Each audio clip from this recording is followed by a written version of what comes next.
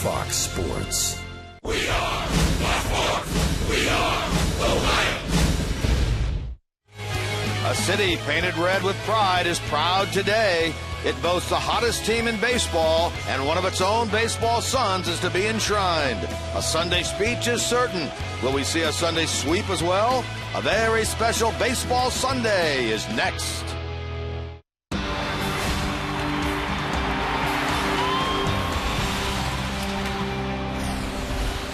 Well, it is indeed a big day in Cooperstown with the induction of Barry Larkin, but a big day here as well as the Reds go for the sweep of this series against the Milwaukee Brewers on Fox Sports Ohio. And take a look at the National League standings in the Central Division. The Reds, winners of 3 in a row, still hold that half-game lead over Pittsburgh, still 5 games ahead of those third-place Cardinals, and now they've pushed this Milwaukee club 9.5 games off the pace. And a pleasant good afternoon, everyone, and welcome to Reds Baseball. Jim Couch along with Chris Welsh.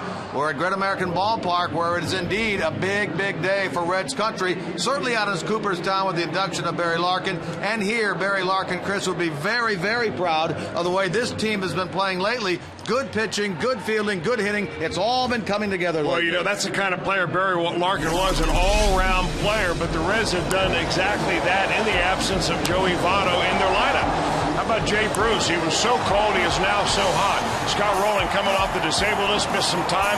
He is hot, playing like a young man now. And I'll tell you what, this ball club overall is just taking care of business. 10-2 over the last 12 games. They're a team that is playing very workmanlike, efficient, nice baseball. They're not killing the other team, but they're just getting enough runs to win. You see the Ludwig ball there, and the pitching, of course, as you mentioned, and the defense. Great double play here in the first game of the series right there. And Arroyo, great bounce-back win last night. Well, the pitching has really been the thing for the Reds so far, and that's really, it keeps them in the ball game. They go deep. Their bullpen has been outstanding. That's a combination that's going to get you a lot of wins out there. How about the last 12 games from Dusty Baker's viewpoint? He sees his team, the hottest team in baseball, a team earned run average under 3, which is really incredible. The batting average is okay. They're not scoring all that many runs a game. But how about this at the very bottom here? This bullpen earned run average down at 0.76. When you get that kind of bullpen work, you're not going to give up any late inning losses. And then today, and going for the sweep against the Milwaukee Brewers, the man with the second best ERA in the National League, Johnny Cueto. Well, Johnny Cueto is one of the best pitchers in all of baseball. What he's done in this ballpark is just tremendous. He keeps the ball in the yard. He pitches down in the zone. He's the man to complete the sweep this afternoon. That's indeed what the Reds are trying to do, and if they can get it, their 55th win of the year and maybe the best record in the National League. When we come back, more on Barry Larkin, headed to the Hall, becoming the 9th Reds player in Cooperstown this afternoon.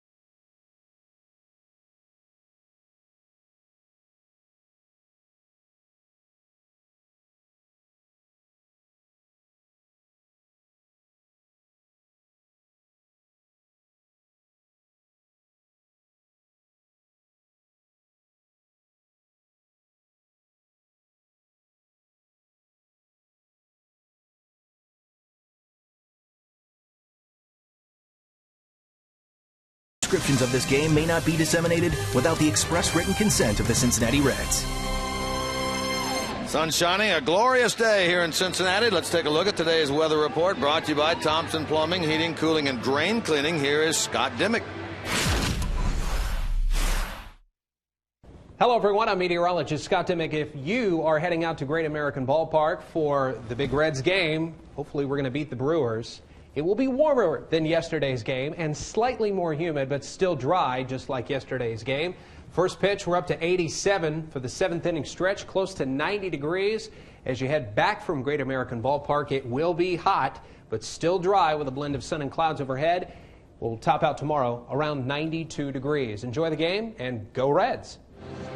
Hey, Chris, our attention divided today between Cooperstown and Great American Ballpark. Well, a big day for Cincinnati in every really way of the word, especially when it comes to Barry Larkin and baseball. He was the guy that would take over a ball game. Although he wasn't a prodigious home run hitter, he could play defense, a team leader, a guy that is finally getting his just due induction in the Cooperstown Hall of Fame. All right, coming up, the final game of this series. The Reds have had 4 sweeps this year. Do they have a 5th one in them here this afternoon against this Milwaukee Brewers club?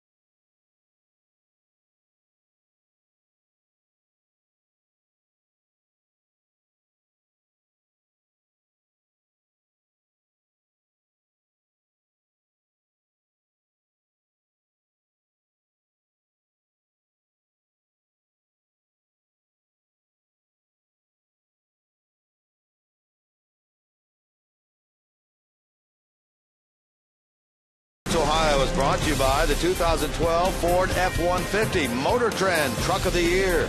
By Cincinnati USA. Let us be your travel guide to Cincinnati. Visit CincinnatiUSA.com. And by Skyline Chili. Game time is Skyline time. Stop by your favorite Skyline Chili today.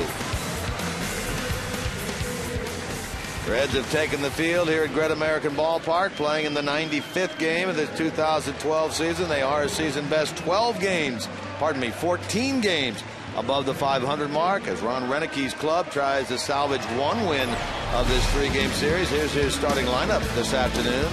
Norichika Aoki leads off. Niger Morgan and Ryan Braun. We see Morgan for the first time. Aramis Ramirez, Corey Hart, and Ricky Weeks. Martin Maldonado catches all 3 games of the series. Cesar Ezturas makes his first start at short. And Mike Fiers, the 27-year-old, pitches and bats ninth. Here's Johnny Cueto on the mound. We'll take a look at our Farmers Insurance report card on Johnny Cueto. We talk all along about how great Johnny Cueto is because he doesn't give up very many home runs in this very home run happy ballpark. But he's only allowed 5 this year in 126 innings. That alone is incredible. But he has not allowed 1 home run yet this year to a right-handed hitter. Last 9 games, no home runs at all. And, of course, in this ballpark, that is defying the odds. All right, let's take a look at the Reds defensively behind Cueto, brought to you by your Ford dealers. Ludwig, Heisey gets the start in center today, and then Jay Bruce out in right. Infield left to right, Frazier, Valdez, Phillips, and Cairo. Cueto being caught, as always, by Ryan Hannigan. So both Zach Cozart and Drew Stubbs get the day off today, this 22nd day of July. Hall of Fame induction day out in Cooperstown. Going for the sweep here today are Dusty's Reds. Aoki leads it off. First pitch in there for a called strike. Underway. GABP. Aoki hitting .283, 5 home runs, 21 runs batted in. He does have the highest on-base percentage among National League rookies at .356, and you say that and you think a rookie. Well, he played all those years, of course, in Japan. He's 30 years old. He had 8 years for the Yakult Swallows, first year in the big leagues. In this series, he's 1 out of 8. Chris talking about home runs, or more importantly, lack thereof. Home runs given up by Johnny Cueto. He has 65 straight innings without giving up a home run, and 154 consecutive innings dating back to last year without giving up a home run to a right-handed batter. That's incredible numbers. It really is incredible numbers, and it's more than just having a good slider. He has that, but he pounds the bottom of the strike zone, and he pitches inside. He gets those right-handers off the plate so they don't feel comfortable about driving the ball going the other way, leaning out over the dish with their chin. Aoki will line this one to left, and playing shallow or playing imperfectly out there is Ryan Ludwig for out number 1. That's a great read on Aoki right there. Well, you know, you can see anybody who's going to run out of the batter's box at the same time that they slap at it is not going to really drive the ball. So you got to play your opposite outfielder in, because he likes to just dump him right in there to left field. Good job by the Reds and their scouting department. Batter now is Nyjer Morgan. Boy, this guy had such an impact on this team a year ago. Nyjer Morgan, when he came over from Washington, he had .304 with the Brewers last year, stole 13 bases, but this year it's been a different story for him. .228. He went the longest stretch, Morgan, without an RBI. In fact, he didn't get his first RBI of the year until his 139th plate appearance, setting a new major league record to start a season. He's quickly in the hole. Morgan came over to the Brewers from the Nationals late in spring training last year. He really took over their center field spot. Phillips with a bare hand pick and throw, and they've got him at first. Now that ball was dropped. Ball in and out of the glove of Cairo, so safely aboard at first is Nyjer Morgan. But what a play by Phillips, the Gold Glover. Phillips realizes that if you take the time to field it with your glove, transfer, and then throw, you're not going to get a speedy Morgan. I think they got him if Miguel Cairo was just able to squeeze that ball. Cairo's looking at it saying, how in the world did I drop that thing? Nice one hopper. We've heard a lot of people say. That'll be an error. Yeah, I would think so too, Chris. A lot of people say that the guy going into the Hall of Fame today for the Reds, Barry Larkin, was the one who followed the man who came up with that bounce throw like that, Davey Concepcion, on the turf at Old Riverfront. Yeah, they give a hit to Nyjer Morgan. I don't know about that. Davey Concepcion, when you see Larkin go in today, of course, everyone is happy for Barry, and then they go back to Concepcion. Why isn't he in the Hall of Fame? That's a good question. If you ask any of his Big Red Machine teammates, they'll tell you that he was just one of those guys who was overlooked by the media because everybody else on that team grabbed the spotlight. Would you agree with that? I would agree. I think he ought to be in the Hall of Fame. Yeah.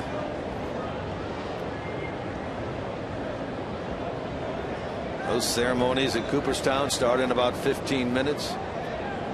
Late Ron Santo going in from the Cubs, and of course Barry Larkin becoming the 9th Reds player inducted into the Hall. The first since 2000.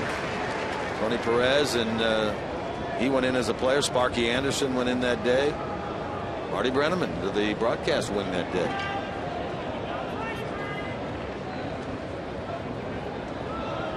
Ryan Braun, .310 average, 9th best in the league. 3 hits, 8 at bats in this series thus far.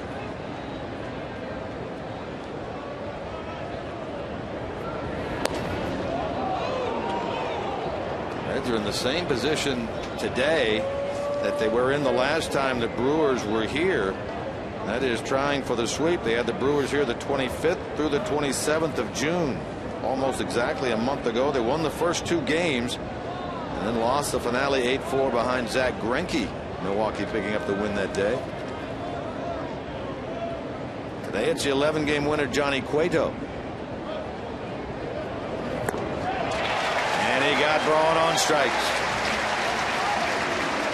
Now, one of the keys to success the Reds have had in this series so far against the Brewers is the fact that they've kept Ryan Braun very quiet. And he just gets challenged by Johnny Cueto, fastball after fastball and that at bat, and he just throws it right by him. Well, you don't see that happen very often. Ryan Braun's body language really reflects that of the entire Brewer team. They came in here thinking they'd have to have at least 2 out of 3 from the Reds, maybe even a sweep to give them a legitimate shot of staying in this race. They came in 7.5 back. They are now 9.5 back. I imagine it's going to open up the doors for, if not a fire sale, certainly some trading activity, because you know that their general manager Doug Melvin, he likes to pull the trigger on a few trades. Well, that's certainly the talk in the lunchroom today, geared toward the former Reds PR assistant, now their main man in media relations, Mike Vasallo. What are you guys going to do now if this series doesn't end with a win and you don't pick up the pace? Are they going to trade? Are they going to buy? Are they going to sell? What are they going to do? We are 9 days away. Yeah, I think Vasallo is more concerned about Bob Uecker sending him down to the minor leagues. Working on his game a little bit. He told him where exactly to sit in that lunchroom today to eat. That wasn't at his table. And he did. He's funny even when he's not trying to be funny. Actually, he's funnier off the air, away from movies, and on the air as a radio broadcaster for the Brewery than he is. He just is a hilarious guy. He's just a funny guy all the time. He doesn't even know it half the time. He's a funny guy. To first, and it's close, and Morgan gets back. Cueto already leads the world in that category. He's got 7 of them. And for a right-handed pitcher to have 7 pickoffs in 1 year is just remarkable. Morgan, I don't know if he's going or not. Well, I don't know why you would. Cueto's given up 1 stolen base. Reds catchers have thrown out 7. He's caught 3 stealing, and he's picked off 7. That just doesn't add up. And remember, that caught stealing was really not against him, although it is charged against him. It was that steal of home out in Los Angeles. Yeah. That's what you're talking about. Well, the next 3 guys you see, Kershaw, Burley, and Hamels, they're left-handed. So naturally, they're going to get more pickoffs because of a deceptive move. It's a lot easier to pick off guys when you're left-handed than you are right-handed. As a right-hander, it's a lot easier to throw the ball down the right field line. Cueto does not do that very often. He's not messing around with these Brewers either. He's thrown a lot of fastballs here in the first inning.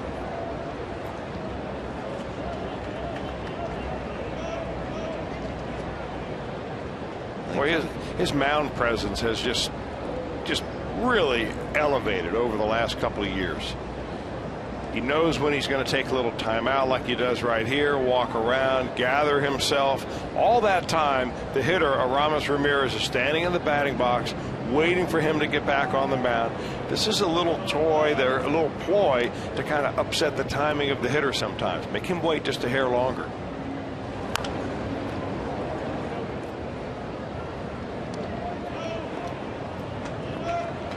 Ramirez does have a pair of home runs lifetime against Johnny Cueto. His last start for Cueto was last Tuesday against Arizona.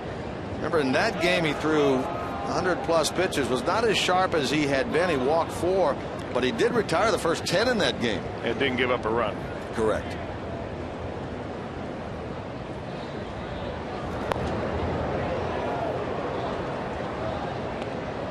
We talked about him coming in with the second best ERA in the National League at 2.28, but it gets even better. In day games, his ERA is 1.37.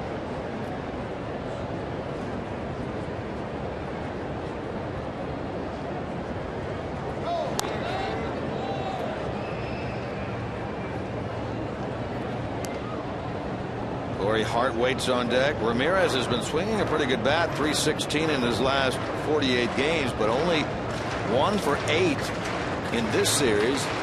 It's even a bit better than 316 in the month of July.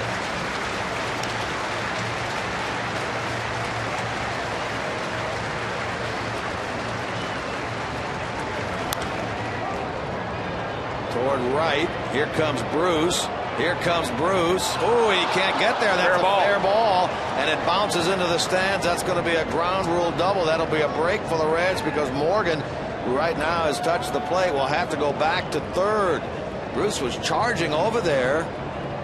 Reached out for the ball.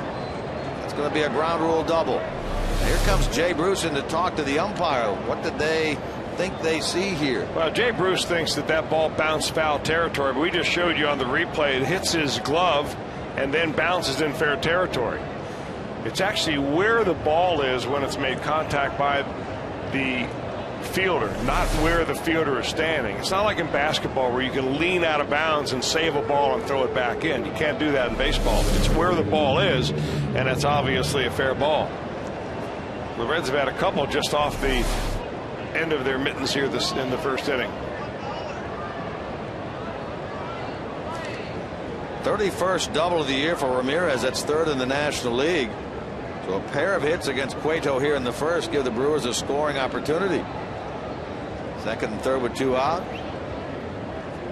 Corey Hart at the plate. Boy, you just hope that this little bit of bad fortune for Cueto doesn't turn out to be something that will affect the ball game here. A hit by Hart here probably gives them 2 runs, and they really haven't hit the ball hard at all. Hart 1 for 7 with an RBI in the series.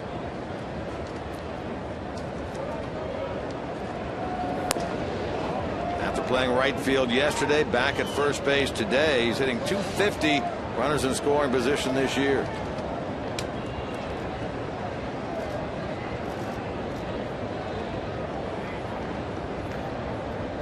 We are just underway from Great American Ballpark here in the top of the first.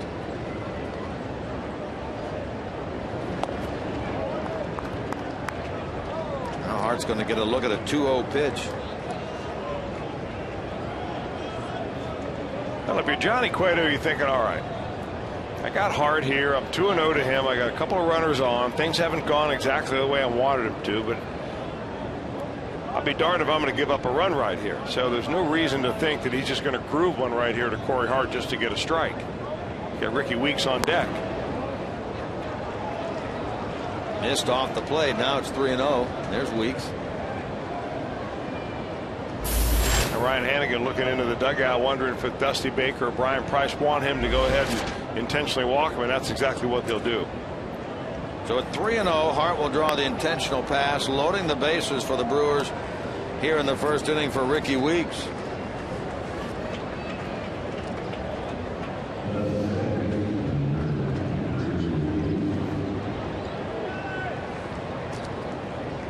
Weeks 2 of 8 this year with the bases loaded. He does not have a hit in this series, nothing out of 6.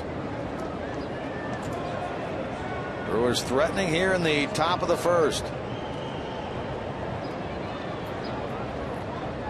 Reds winners of 3 in a row, 10 of their last 12.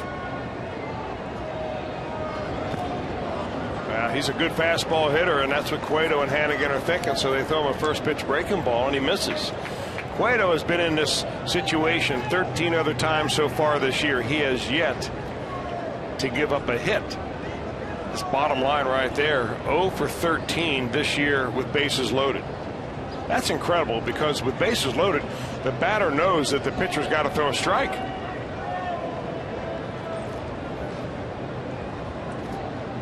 And let's hope Johnny can make it 0 for 14 and handle Ricky Weeks and wiggle out of trouble here in the top of the first inning.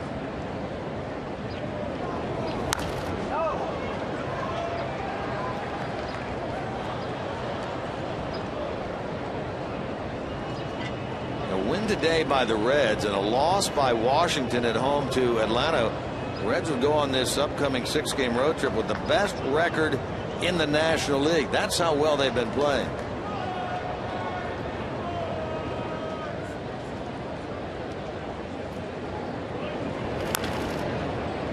About the job that former Brewer Ben Sheets, out of baseball for several years, did for the Braves in the first game of that doubleheader they had yesterday, was it not? Yeah, he dominated. Now he's 2-0. He's had 2 very good starts for them. Former Red Paul Giannis playing every day. Had a big game-winning hit the other night for Atlanta on Friday night.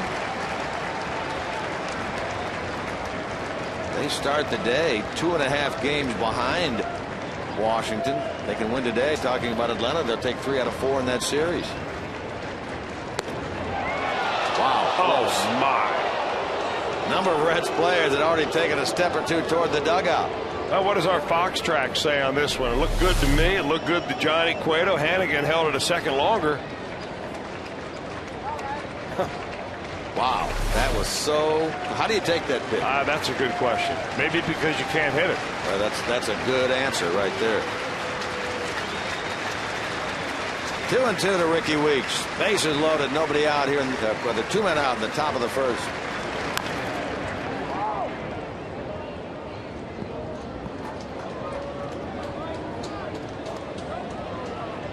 Well, you talked about Ben Sheets and what a great job he did yesterday, first game of the doubleheader. Here's a look.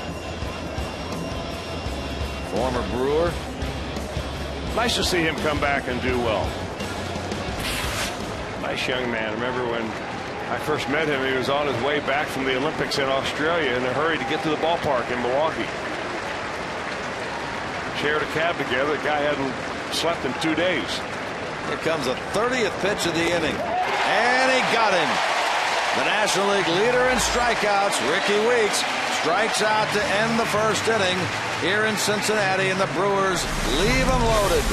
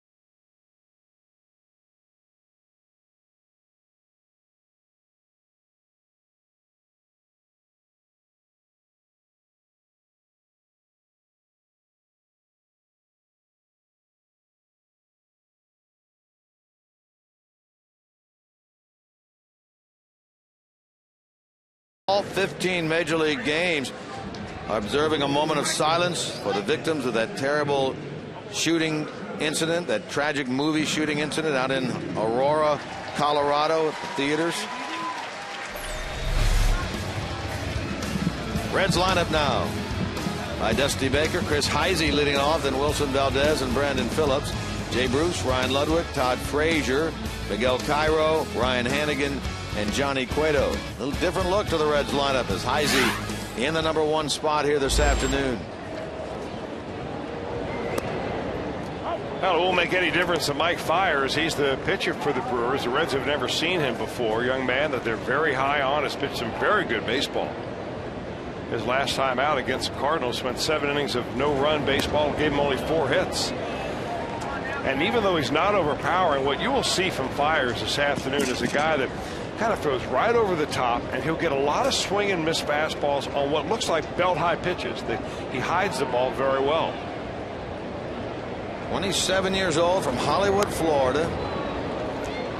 Red singing for the first time. And if you're old enough to remember the old Hall of Fame pitcher Jim Palmer. Okay. Baltimore Orioles. Remember what Jim Palmer's delivery looked like? That will be very similar to what Fiers does. You just don't see that many pitchers that have a long arm arc, big tilt to their shoulders, front to back, right there, and then come right over the top.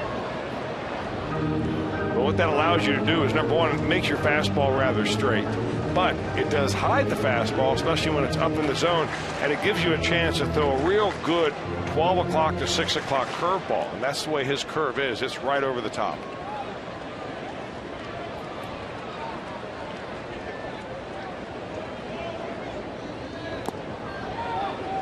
Foul tip off the bat of Heisey and into the glove of Maldonado means a strikeout gets the Reds' first inning going. We take a look at the Brewers defensively. Behind this right-hander, Mike Fiers, brought to you by your Ford dealers. Braun, Niger Morgan for the first time in this series, and then Aoki moves back to right. Ramirez is Turris. Weeks and Hart is Turris for the first time in this series. Fiers caught by Martin Maldonado. Niger Morgan out in center field doing a little directing of traffic as Wilson Valdez, big part of that come from behind victory on Thursday against Arizona, steps in, gets the start at shortstop here today, making his 11th start at short, giving Zach Kozar a break.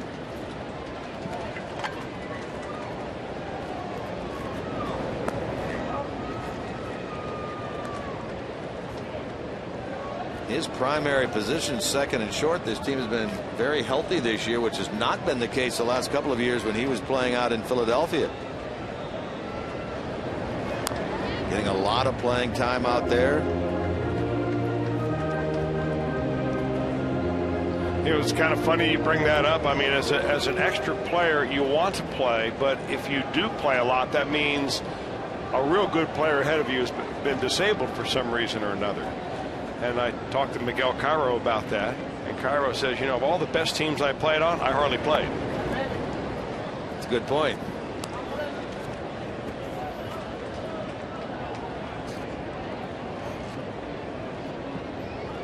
And he played a lot of second base the last couple of years with Chase Utley down, a lot of shortstop with Jimmy Rollins down. Even pitched a little bit. Yeah, he did against the Reds in that game, that 19-inning affair. Even played some third when Polanco was out. He was moving all over the place there in Philly. Comes over here, and this team has been pretty healthy up the middle. He hit that ball hard in the 7th inning by Paul Goldschmidt on Thursday against Arizona. Dusty, unhappy after the game, said he thought it should have been a hit. It was ruled an error. Kept the inning going, and Phillips was able to get the double to tie it, and then later Frazier the hit to give the Reds the lead.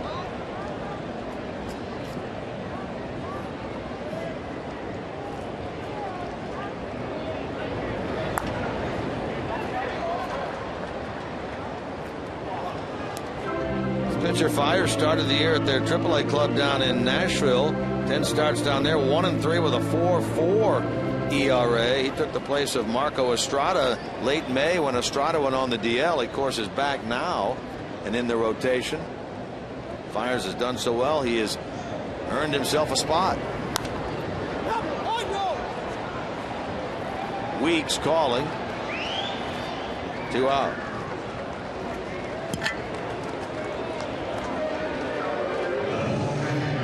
You know, you're going to see a lot of pop-ups because Fiers is a guy, because of his delivery, will live at the top of the strike zone. Look at the tilt right there with his shoulder. You don't see all that many pitchers ever do that. So when he comes, he's got to clear his front shoulder out, and it's very hard for him to get that ball down in the zone, although he gets it down on that particular pitch to Wilson Valdez.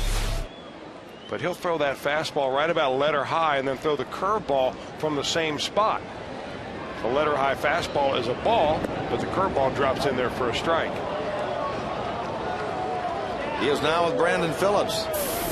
What Fiers has done so far this year, of course, he's faced a lot of teams that have never seen him before, but or whether you want to call it snuck up on them, but he has pitched very good baseball against, for instance, the last couple of starts at Dodgers and the Cardinals, both very good hitting ball clubs.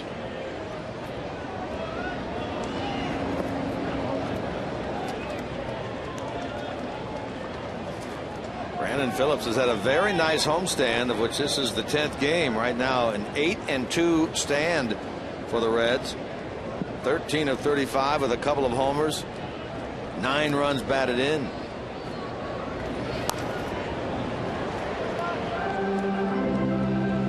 Well, he stepped it up, and that's the mark of a real good ball player. Scott Rowland has stepped it up. The Reds pitching staff overall has stepped it up. I mean, all stepped it up in the absence of Joey Votto.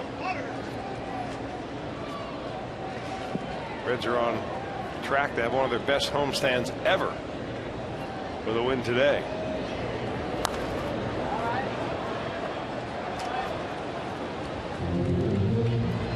They've done it with pitching, really. The Reds have, and you'll see Johnny Cueto right in the middle of that earned run average leaderboard since June the 16th. Fires, he's 0-76 there. Jordan Zimmerman of Washington, and Johnny Cueto. A couple of Cardinals having good years as well. Loesch and Westbrook.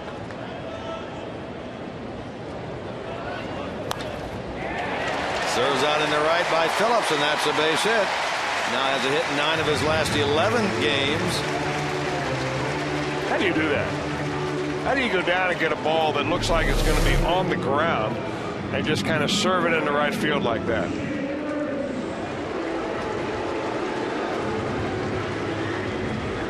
That ball was so low, it was out of our Fox Tracks board and almost onto our part of the sponsor board we have. Put a nick in the Hyundai.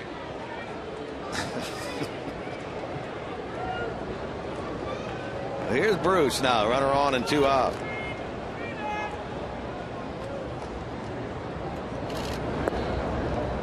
Chris, toward what you mentioned, Reds have had only 4 8-game winning homestands of 10 games or fewer 4 times in franchise history. The last one coming in 1975 when they went 8-1 against Montreal, Chicago, and Pittsburgh. That's how rare it is. Well, if the question you have is, can you run on Mike Fiers? The answer is yes. Short sample. They've had 5 successful stolen bases, only 1 throw them out. I'm not so sure this is the spot, especially with Bruce the way he's got on a roll with some power.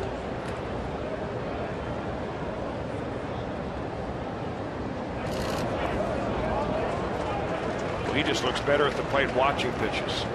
That's the way I tell whether the hitter is seeing the ball well or not. It's oftentimes the way they take a pitch. If a guy is ogling that baseball that's 4 inches outside, never really looks like a strike out of the pitcher's hand, but he's not sure and he's moving at it and his head's moving and so on, that means the guy's not seeing the ball well. If as soon as it comes out of the pitcher's hand he spits on it and doesn't look at it, then he's a guy that's seeing the ball very well. The only exception to that would be Pete Rose, who would follow that ball in every time, no matter where. Yeah.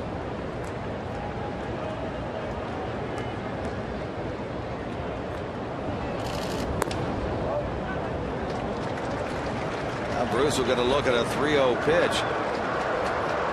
Earlier in this series, he snapped that 0 for 19 drought, had a couple of hits in the game on Friday, 2 more yesterday. Now you want to make sure that this pitch is in the barrel. That pipe that goes right down the center of the strike zone. One that Barry Bonds used to talk about, and he wouldn't even look at pitches that were not coming right out of that barrel or that pipe or whatever you want to call it, but you center it so that it's, you just shrink your strike zone to something that you really like.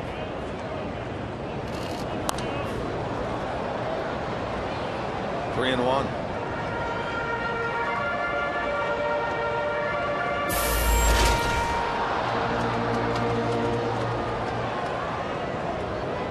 Reds leave after the game, a 6-game road trip that'll take them to Houston, take on the Astros, and then to Denver to take on the Colorado Rockies. Then back home with the Padres in town, and then the Pirates. Potential showdown right there. Phillips going. The pitch, a swing and a miss. A little bit of a delay steal, and Brandon gets the swipe of second base. Almost looked like he couldn't decide whether he wanted to go or not. Well, they picked a good pitch to go on because a 3-1 count. Fires is going to throw a curveball right here, so it gives Brandon a chance to go. Looks like he starts, stops, and then starts again, but even with that hesitation, he's able to get in there. 6 for 6 in stolen bases this year for Phillips. Just getting in ahead of the tag. What great camera work. Good call at second base.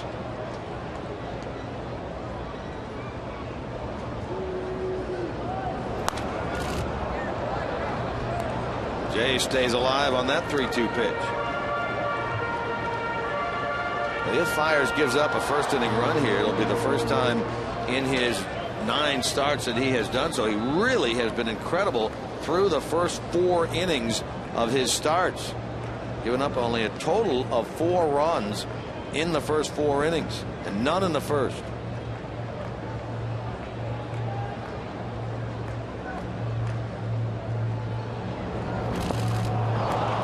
Jay on an off-speed pitch is a strikeout victim. A couple of them in the inning for Fires. We are scoreless through 1.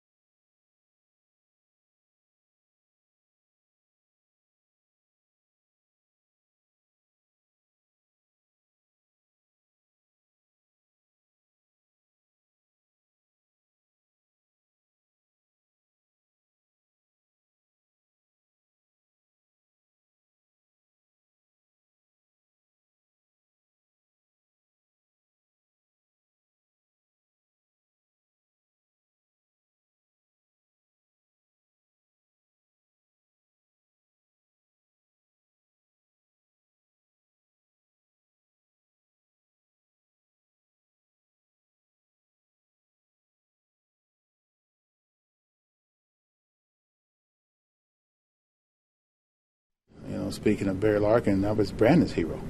And, you know, we all have heroes, and you hope that your heroes never disappoint you, and that's what Barry Larkin has done on and off the field. He's a very intelligent man, well-spoken man. I don't think you could have a better representative to go into the Hall of Fame for the Cincinnati Reds, better than Barry Larkin. Today's storylines brought to you by Elk & Elk, serious lawyers for serious injuries. Call 1-800-ELK-OHIO. Dusty said it quite succinctly there, didn't he? Well, you know, he's right in just about everything he said right there about Barry Larkin.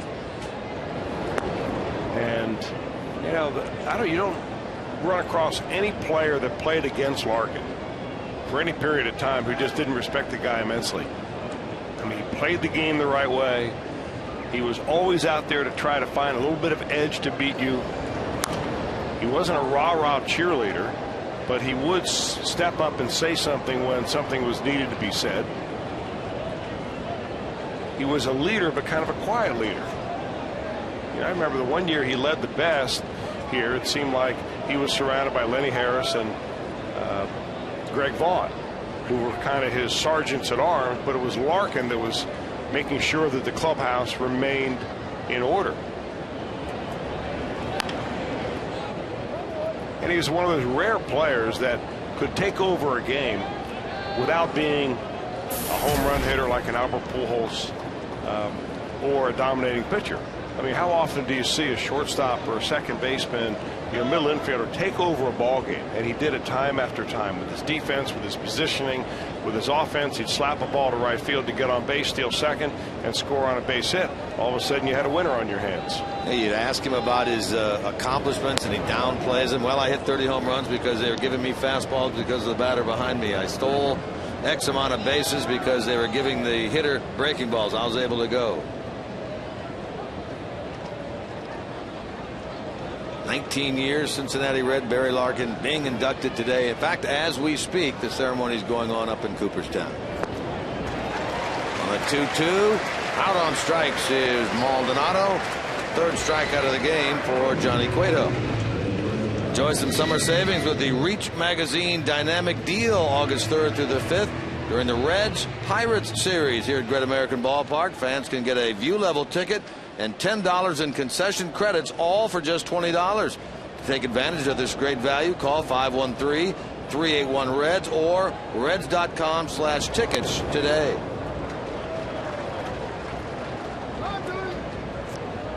Johnny gets the big strikeout of Weeks to end the first. Brewers left him loaded. He gets a strikeout of Maldonado to start this inning. Now is Torres making his first start of the series. A switch hitter pops it up.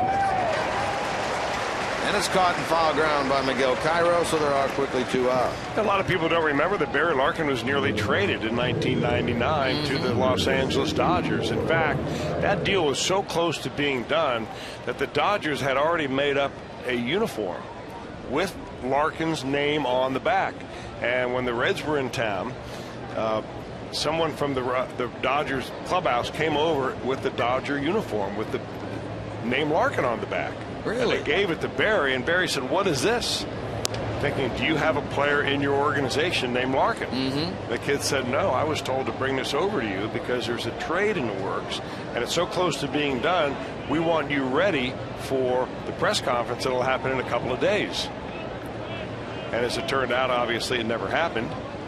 There were all sorts of rumors back then about Larkin going to the Dodgers.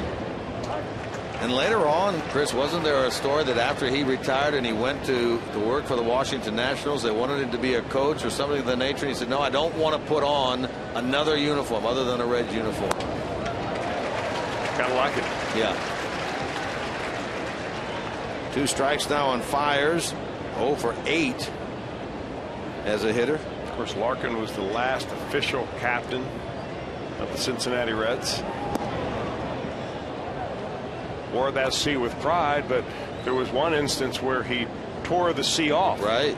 Back in about 1998 to protest the trading away of his very good friend Lenny Harris.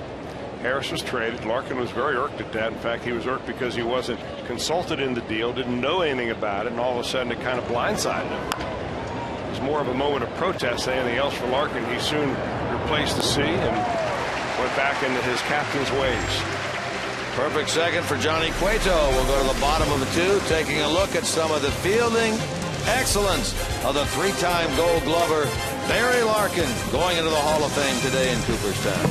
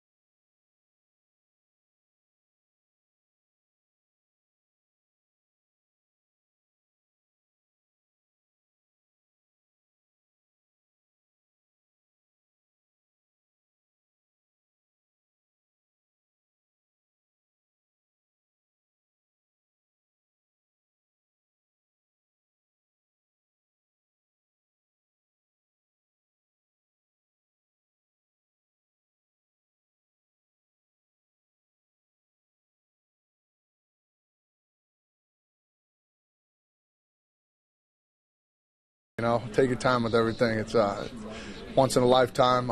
You know, it's just going to be great for you. So enjoy it, and you are well deserving of it. Have a good one. Hey Barry, just want to say congratulations on the induction. Much deserved. Frazier and Bruce sending forth their congratulatory messages to the Hall of Famer Barry Larkin today. And you know, you hear Barry talking about running into Bob Gibson, running into Lou Brock, running into other Hall of Famers out there saying, "Hi, Mr. Gibson, hi, Mr. Brock," and they say, "No, I'm Bob and Lou now that you're in the group too."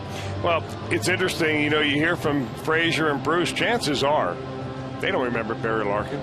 True. They don't know. They weren't born when he came up to the major leagues. And you know, you ask a lot of guys, you know, what their history or knowledge of baseball history is. There aren't all that many players that really delve into it. Joey Votto is one that knows a great deal about baseball history and holds that as a priority in his life. But they do get to see Barry, all the players, during spring training, and they see the way the coaches who played with them, like Dusty Baker and Hatcher and so on, all respect Barry, how they treat him, how Eric Davis does the same, and he has a special air about him, and it transcends just being a good player. Ludwig leads things off here in the bottom of the second of a scoreless game. 27-year-old Mike Fiers gets a pop-up on the first pitch from Ludwig to start the home second inning, and it's going to be caught by Turris for out number one. Well, you, Chris, you were a teammate. I was. Of Barry Larkin. In fact, I was a teammate of Barry when, in spring training, I came to the Reds in spring training of 1986. That was the last year Pete Rose was a player manager. Went to spring training with them in Tampa and did not make the team out of spring training when Mario Soto deemed himself ready to pitch in the opening day, so they sent me down. And so Barry and we played on the same team in Denver when the Reds had their AAA team in Denver for 1 year. We were the Denver Zephyrs, playing the old Mile High Stadium. Paul O'Neill was on that ball club. Kurt Stillwell was on that team. Tracy Jones, I think, was on that team for a little while, if I'm not mistaken. A lot of different players were on that team. That wasn't a good spot for you pitchers, was it, Mile No, High? it wasn't, but fortunately I got called up to Cincinnati, where it's a little easier to pitch up here than it was down there. The ball would really fly in that ballpark because the dimensions weren't nearly as big, except at dead center field, as New Coors Stadium is, or Coors Field. But you just knew it then. I mean, Sabo was on that team. They had one heck of a team there. Jeff Montgomery, who went on to be a great closer for the Kansas City Royals, was on that ball club. Lloyd McClendon, who turned out to eventually manage the Pittsburgh Pirates. Sure.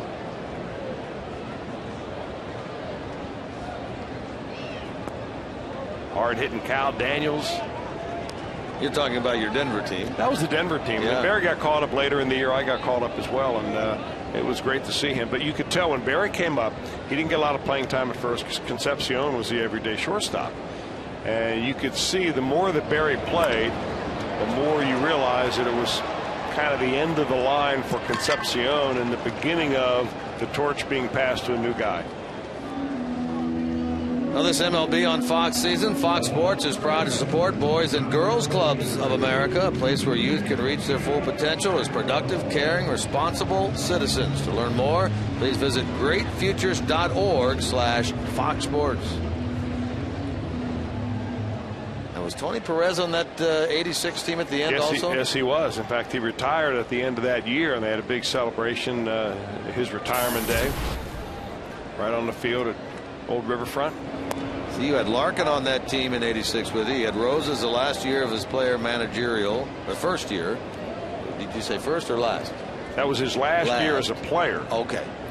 He came back after that and became manager. Stayed as manager, but that was his last year as player manager. And you had Perez. So you had Hall of Famer, Hall of Famer, Hall of Famer all around you. Of course, some feel like Davey Concepcion ought to be in the Hall of Fame. Others feel they're like Dave Parker, who was on that ball club in right field, should be in the Hall of Fame. I'm in that camp. I think Concepcion and Parker should both be Hall of Famers. Cairo at 1 ball, 2 strikes, 2 out, bottom of the second. Big doings today. Of course, your old partner George Grand for many, many, many years was the MC for the Hall of Fame induction ceremonies up in Cooperstown. Cairo hit by a pitch. I'll tell you what, Cairo gets away with that. And you just never, I'm all for it because it helps the Reds, but you never see this rule enforced, do you? I mean, the batter has to make some type of an effort to get out of the way of the ball. What does he do? Nothing. Essentially. Now, you're right, though. You never see that enforced, nor do you see an argument from the opposing side saying, wait a minute, he didn't try to get out of the way. I'm stunned that Jerry Naron hasn't said something to Ron Renicky that said, hey, let's get out there and talk to them about this. So Hannigan bats with a runner aboard and 2 men out. Now the early return from Washington. The Nationals have scored 4 times in the first inning of that game against Atlanta, leading 4-0. Pirates underway in the first at home against Miami, scoreless. Cardinals and the Cubs about 15 minutes away from getting going at St. Louis.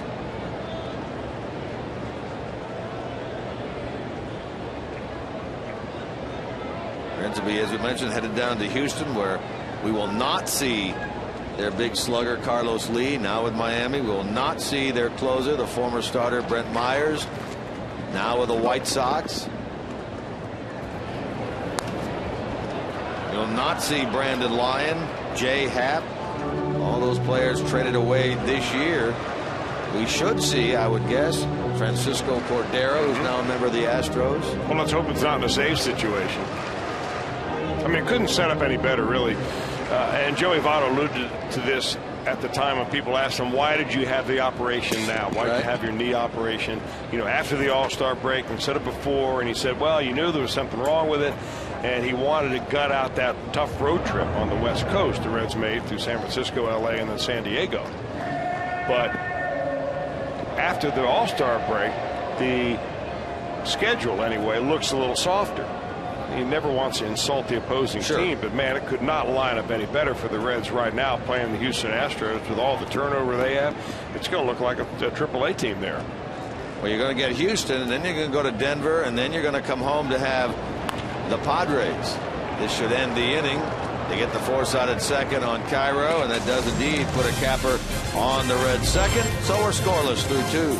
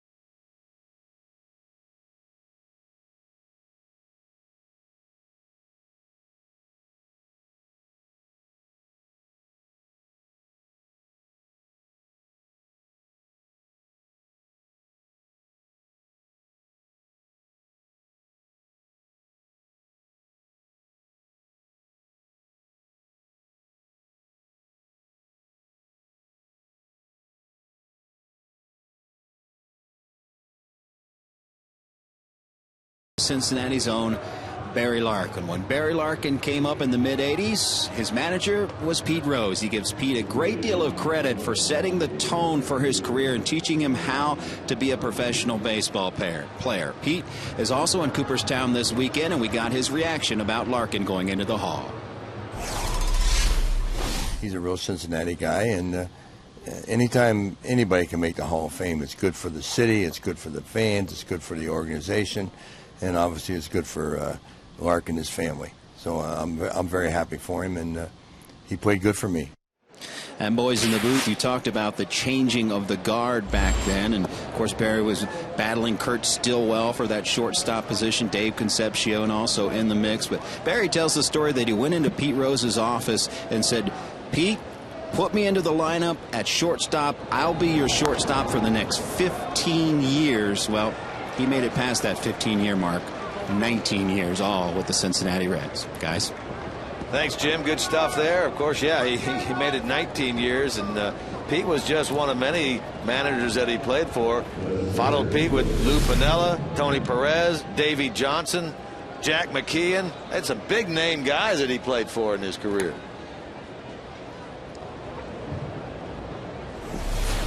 That's a Barry Larkin hit right there. Not the style that Barry Larkin would have at the batter's box. The ball down the right field line, shoot that ball away.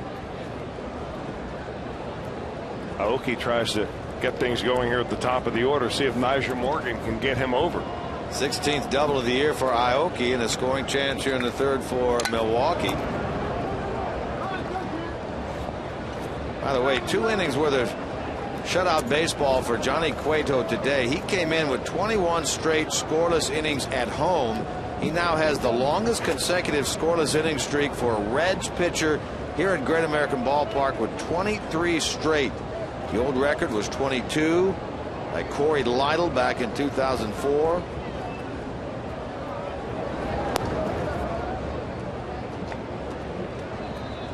You look back at his games, it dates all the way back when he gave up a run in the first inning against Cleveland on the 12th of June. That's the last time he gave up a run here at home. He hasn't had a bad start really since the 3rd week in May, where he gave up 5 runs.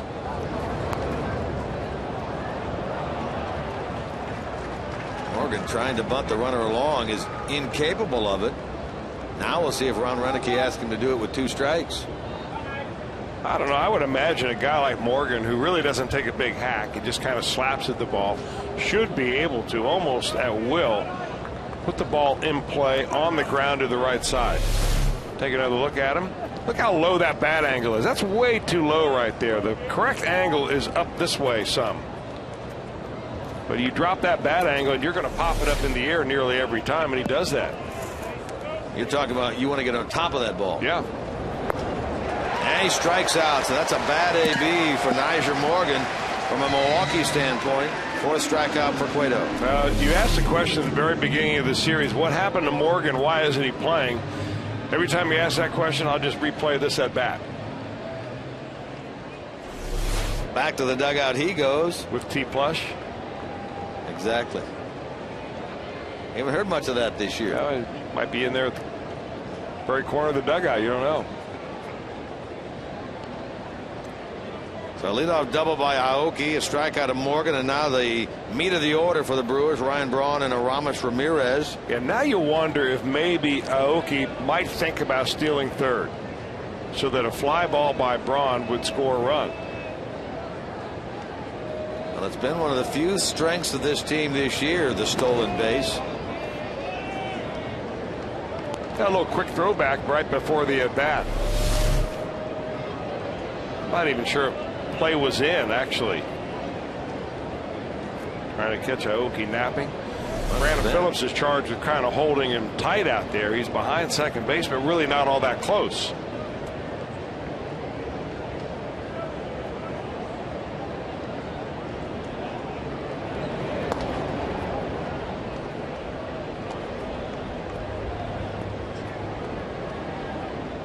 Braun struck out his first time, so lifetime 6 of 26 against Cueto.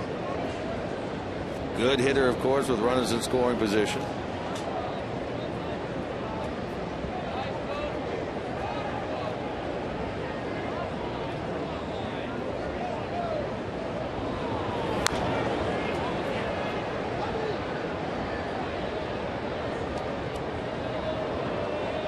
Talked about the Reds going on their upcoming road trip. Milwaukee's will continue. They head to Philadelphia after today's game in a 3-game series there. Many factors involved, but injuries certainly have played a toll on that Philadelphia ball club, which starts the day 13 games under and 14 games out in the East. Not a factor.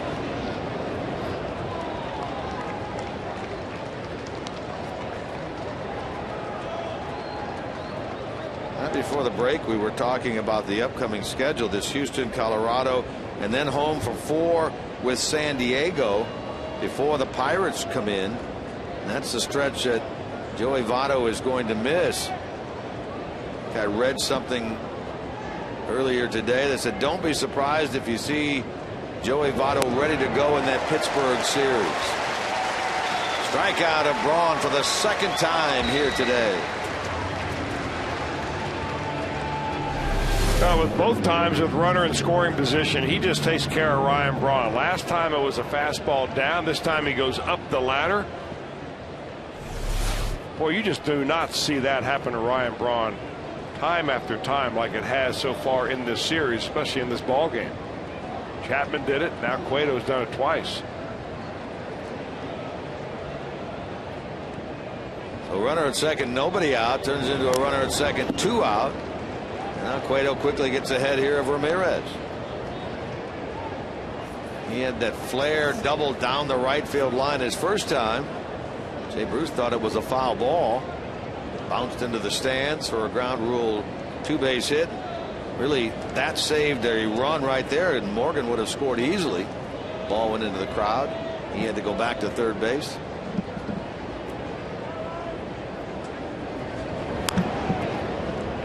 Now Johnny ahead, 2 strikes.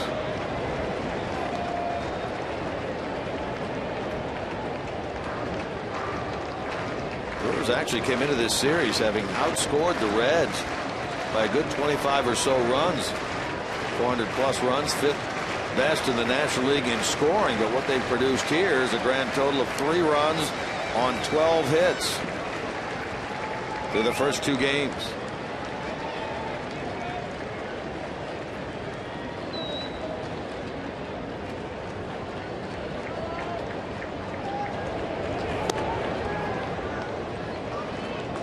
Cueto's walked 1, fanned 5 thus far. The walk was the 3-0 intentional to Hart in the first, which set up the bases loaded at bat of Ricky Weeks, who fanned to end that inning. Cueto trying to strand another runner here. Aoki out at second base.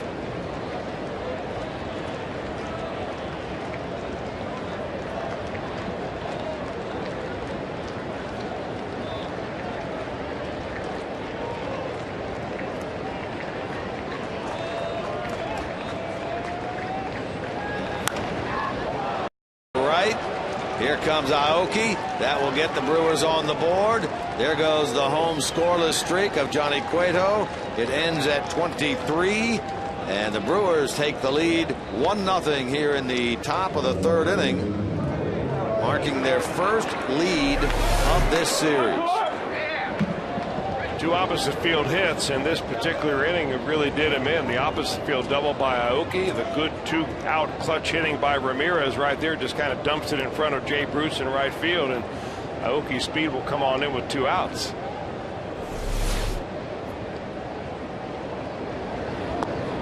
Now it's Corey Hart who drew that intentional pass his first time.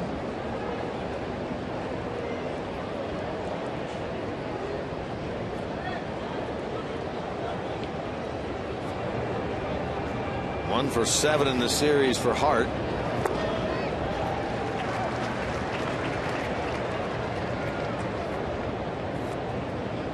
Back at first base today. He played right field, what you'd call his normal position last night.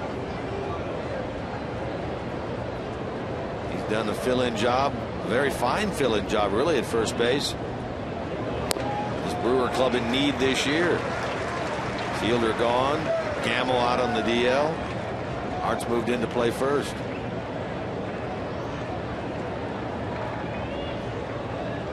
Cueto gets ahead of him. He was ahead of Ramirez, who got the hit. Now he's ahead of Hart.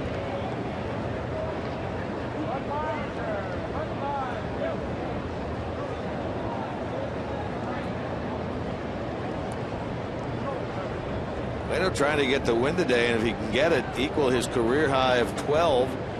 2 years ago, the NL Central title year, he was 12-7. He's 11-5 going into today's game.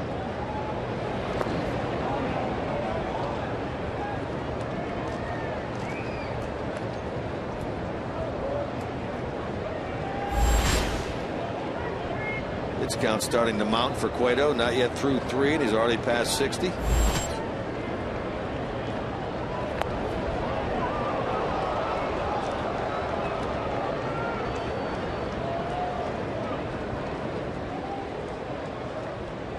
From 1-2 now to 3-2 to Corey Hart, so Ramirez will be on the move. Ricky Weeks waits on deck. Cueto making his 20th start of the year, and to keep the damage to just 1 run here in the top of the 3rd.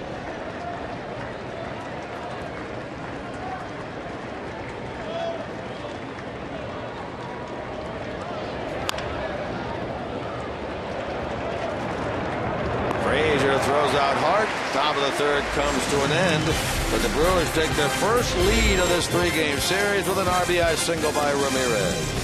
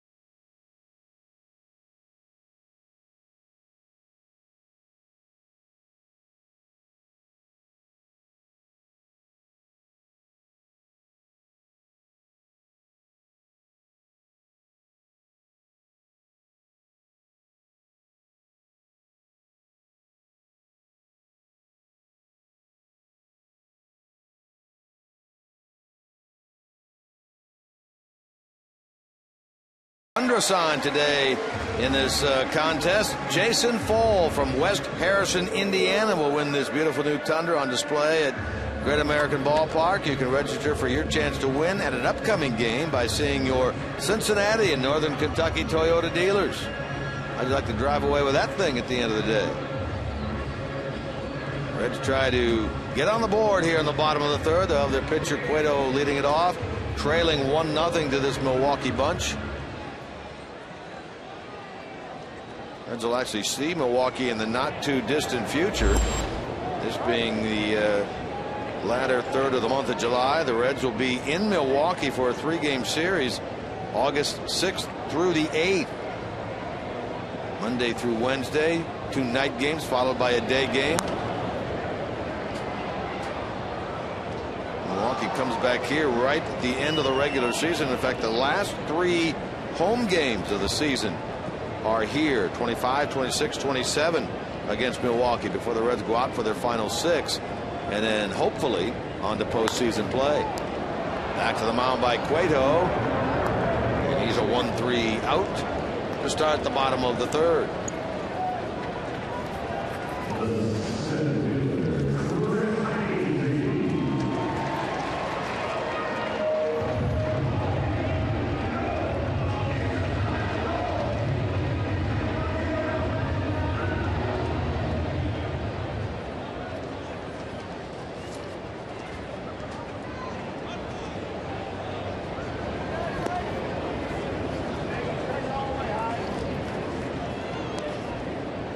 Heisey struck out his first time.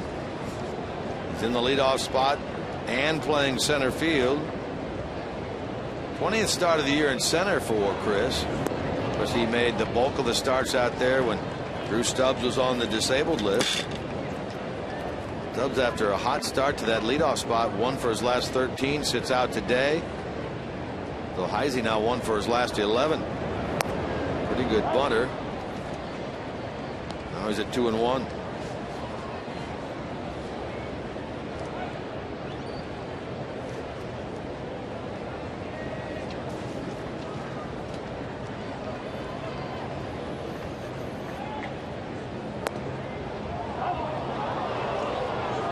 Carlson says strike, 2 balls and 2 strikes. You still keeping your numbers on these guys? I am, and last year it's kind of funny because Carlson last year was really more of a pitcher's umpire, 64% strikes. This year around 61.9. Heisey on a 2-2 pitch will get himself a base hit into right. So the tying run is on with 1 out.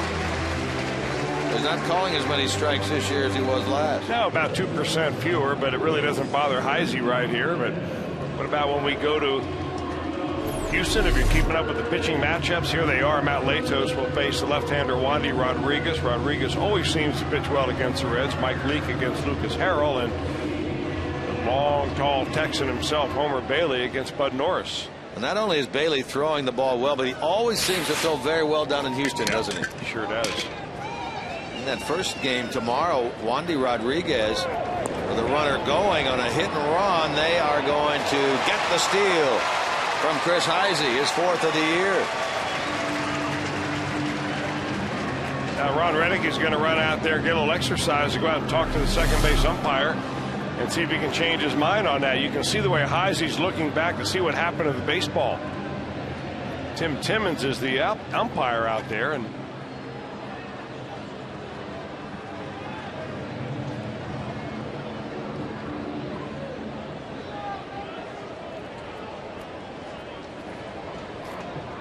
hard to see as to whether he actually tagged him on the jersey there or not. We'll go with Tim Timmons and say you are exactly right, sir. That's amazing. I mean, as we see it from every different angle, slow it down to fractions of a second, and sometimes still we can't tell. Right. Through all that now, a couple of opportunities for the Reds to get the tying run home. The first one falls to Valdez. So really, if you're a manager in a situation like that, and you're not sure, you see your shortstop react like, I had him. You run out there, what do you say to the umpire? Are you sure? Where did he get him? What was that call again? Where did he get him? That's a good question. Or in that case, where did he not get him? Looked like he tagged him on the jersey. Valdez waits on that breaking ball, slaps it into center. Mark Berry has Heisey coming to the plate. Here comes the throw. Not in time. Game tied. 1-1 on an RBI single by Wilson Valdez, who did a great job of waiting on that breaking ball, slapping it into right center. Remember that the Reds have never seen Mike Fiers before, and it takes a little while to kind of understand what that guy's arsenal is, and he just throws that breaking ball up there earlier in the game. That may result in a pop-up here right now. Wilson Valdez waits on it. Chris Heisey sees it as the base hit. He gets waved around all the way by Mark Berry at third base. Neither Nyjer Morgan or T. Plush have much of an arm out there. So you're going to run that guy every time you can. So really they play with 4 outfielders. Yeah. One's invisible. Saw Aoki play center field yesterday, and I think it was you who made the comment that said in a ballpark like this, he's got a decent arm, but maybe not in some of the bigger parks around the league, like a San Diego. Well, there's no reason really in this ballpark to play deep. In fact, from a pitcher standpoint, you'd really much rather be rewarded for making a good pitch where you saw somebody off or get a guy out on the end of the bat and have him make an out on a bloop. Now, if I make a bad pitch as a pitcher and the guy hits it over the outfielder's head, you know, that's my fault. If the outfielder can go back and make that great catch, I'm all happy about that. But I'd much rather be rewarded for a good pitch rather than not.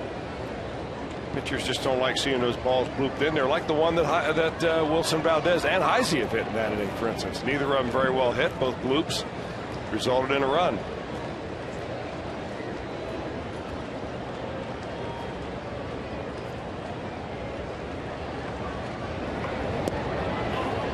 Well, interesting, Chris. You take a look at the way that Hart is holding on Valdez down there. He's about a step and a half or so off the base in trying to hold on the runner. See him get set up here. Look at that.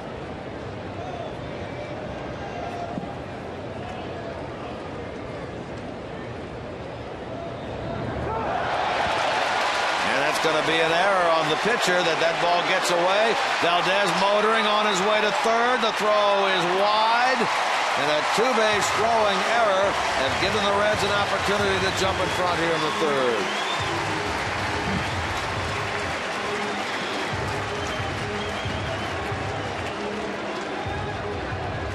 Well, sometimes it's a tough lesson to learn for right-handed pitchers that you simply are probably not going to pick a guy off. I mean, look at that.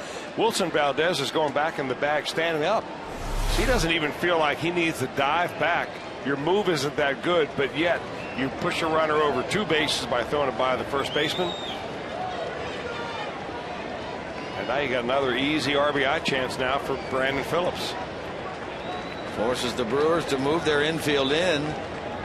Runner at third with less than 2 out. Phillips will line this ball towards center.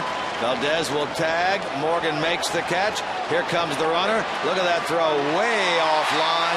Sacrifice fly, Brandon Phillips, RBI number 58. And it's a 2-1 Reds lead. And that lead goes directly to the throwing error by the pitcher fires and the ability of Phillips to make contact. Well, yeah, you got to convert the chances that you get. You open a door with an error, you run a guy from first all the way to third base, and Fires knows when he sees that ball coming off the bat, it's going to the weakest arm in the outfield. Wilson Valdez will prance right on home. Morgan gets about as good a running start as you can on this. So Bruce bats with the bases empty. It did, by the way.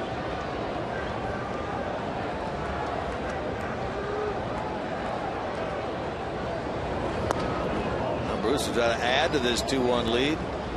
Reds had not trailed in the series until the Brewers scored one on the top of the third. They've answered with a pair.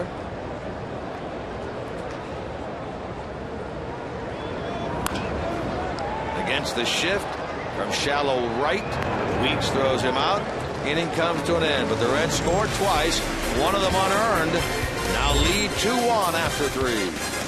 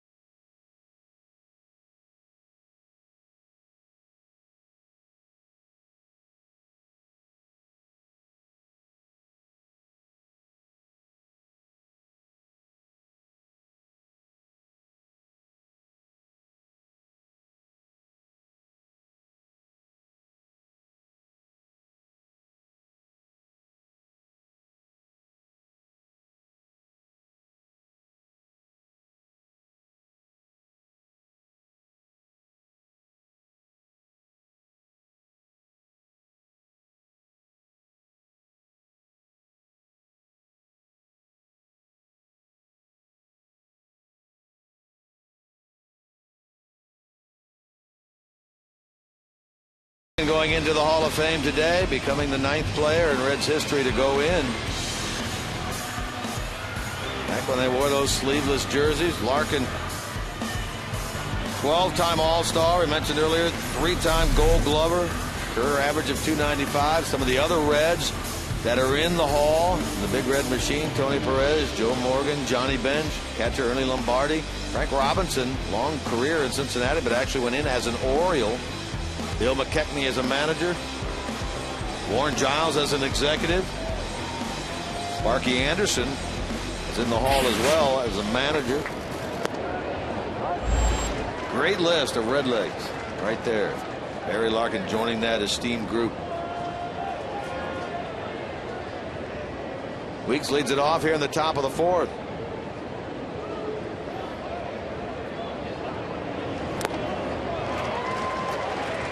They may look back talking about Milwaukee at his first inning AB and call it the biggest AB of the game. Well, yeah, maybe for the year for those guys, because they really came into this series thinking it was a do-or-die series. In fact, those are the words that their now closer Francisco Rodriguez said when they got off the plane here in Cincinnati.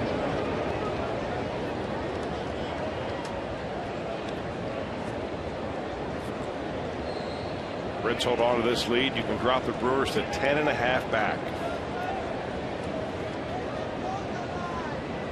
Yeah, they came in, as you mentioned earlier, with visions of leaving here 4.5 up. So Dusty speak, that would be a 6-game swing right there.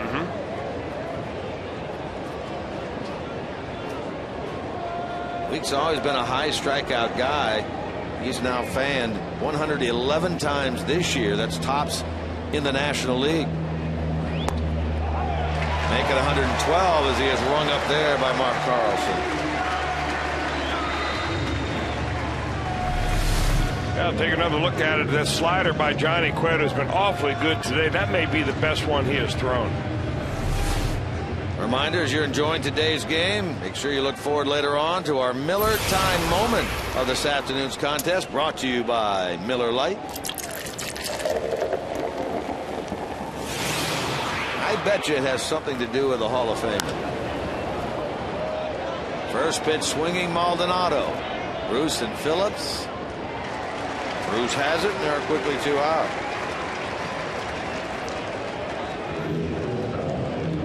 Johnny could use a low pitch inning right here after having a couple of high pitch frames in the 1st and 3rd.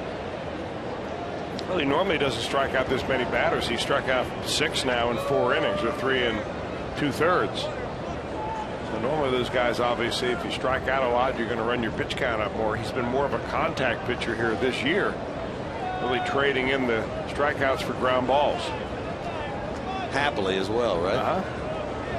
He and Homer Bailey have both done that by and large, although Bailey had a big strikeout game his last time out. Here's Turris, fouled out to Cairo at first, his first time.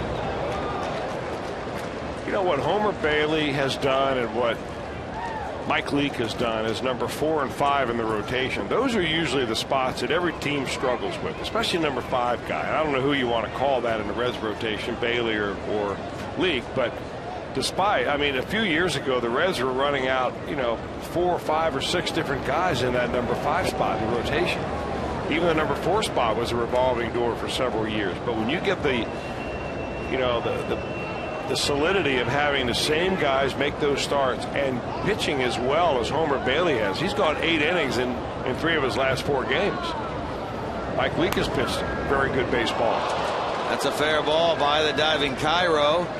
Is Turris going to get himself at least a pair? He's going to keep on motoring. Phillips will not make the throw. Triple for is Turris. Tying run, third base with 2 out. Second triple of the year for is Turris. Now this is about where you're going to see most of the triples in this ballpark. It's not a ballpark that lends itself to a lot of them because it's so small. But it gets down there in the corner. You're never really sure as a right fielder how it's going to come out of there. So you don't go into that corner real aggressively. You kind of wait there and see. And then if the ball dies in the corner, you've got another 15 or 20 feet to run before you go pick it up. And that's what happened there. Little courtesy slide at the end. So the pitcher now, Fires, tries to pick up his Turris. Grounded out his first time. 2-1 Reds. We're in the fourth. Getting back to that last thought about the rotation and the number 4 and 5 guys, if you have the continuity of having the same guys out there, they're pitching the way those guys are. They're pitching like number 2 and 3 pitchers in the rotation. Then there's no weakness in a series. You don't have one game in a 3-game series where you kind of cross your fingers. You think, boy, I hope we can be competitive in this ball game. Or we're not really sure what to expect out of this guy. We just called him up from Double-A. Or we just acquired him off waivers and he's going to get a start today. The Reds have run a lot of pitchers over the last few years out in under those circumstances, but not this year, and it's made a world of difference. Here they are, 95 games into the schedule. The same 5 has started every game. Valdez makes the play, and they retire Fires, and the runner is Turris stranded at third. 5th stranded in this game for Milwaukee. Reds still lead by 1.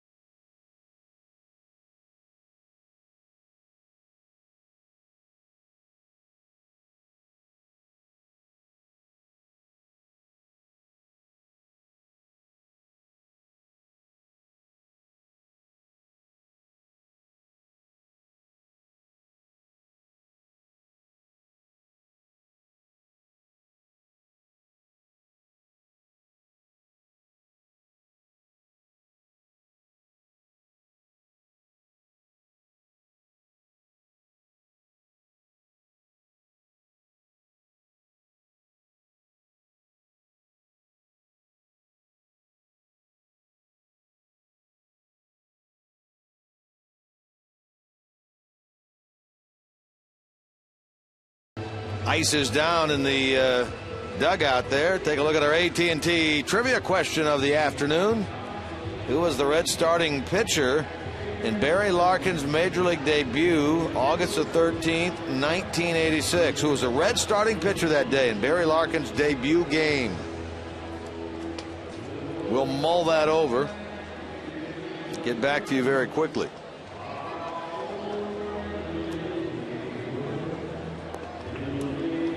Well, so far in this game through 3, Reds have been able to pick up 2 runs, 3 hits against Mike Fires, young man out of Nova Southeastern University down in Fort Lauderdale, Florida.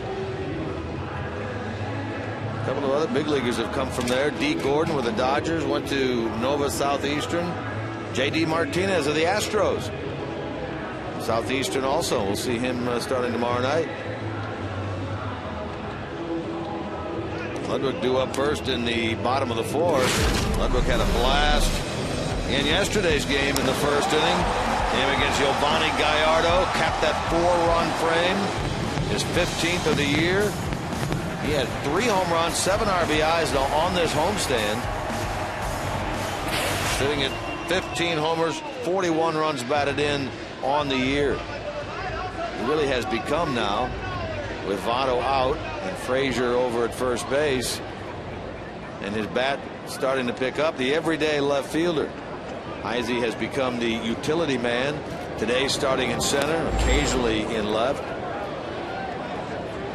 Ludwig in this series, 2 out of 9. He popped up his first time. Frazier and Cairo to follow.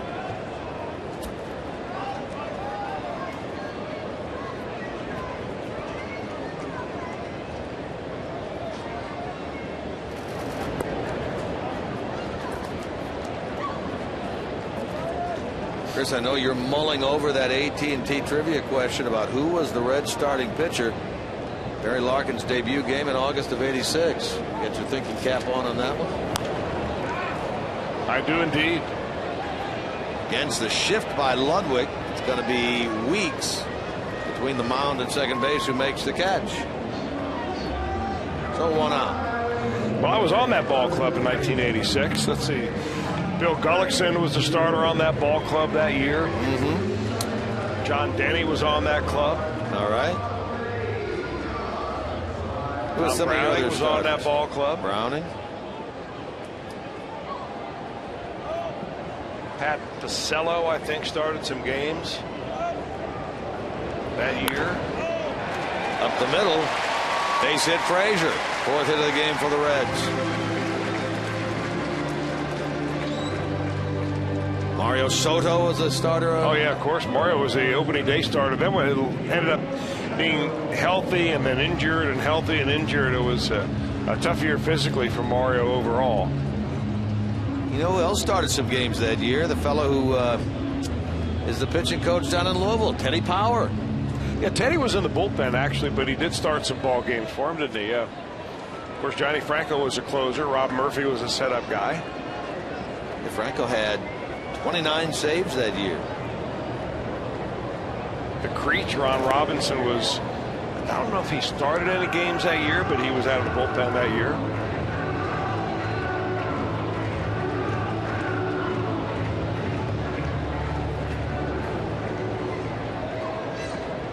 Little heard of right-hander Mike Smith made a start that year.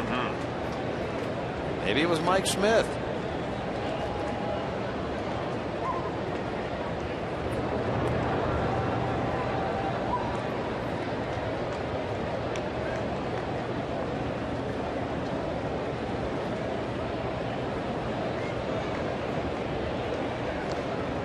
Well, if it was a real good game that I pitched, I would want to remember it. Right. But there weren't enough of those, or else I would have been back for a second year. Hey, his first year, talking about Larkin, turned out to be your last, didn't it? As a matter of fact, when I started a game for the Reds that year, and I started 25 games as a starting pitcher, and when Pete played himself at first base, and that's normally where he played himself, and about half the games I think he played, we had 6 players on the field at one time, along with the high school in Cincinnati. Not many teams I would guess can say that. Especially a market, this small as far as raw numbers. But it's a hotbed for amateur baseball. In the air, left center field. Morgan sprints over there and gets it. Tony Plush hits the deck as he tries to get up. Frazier returns to first. Follow the Reds with the MLB.com @BAT12 app for your iPhone, iPad, Android, and Windows Mobile. Get live audio, pitch tracking, video highlights, and more. Text @BAT to 31826 or visit Reds.com for details. Make a lot out about the fact that Barry Larkin, a hometown guy playing for his team and going into the Hall. There really have not been that many at all over the course of history. And what? Larkin and Santo, 296th and 297th people into the Hall of Fame. And only a handful that actually played for their hometown team. Other than Larkin, I think the last guy to go in that was a hometown guy was Don Drysdale of the Dodgers. Grew up in Van Nuys, California. The Scooter, Phil Rizzuto. Toward right field. And the inning is over. So the Reds threaten but fail. They've left 3 on in this game. Lead by 1 after 4.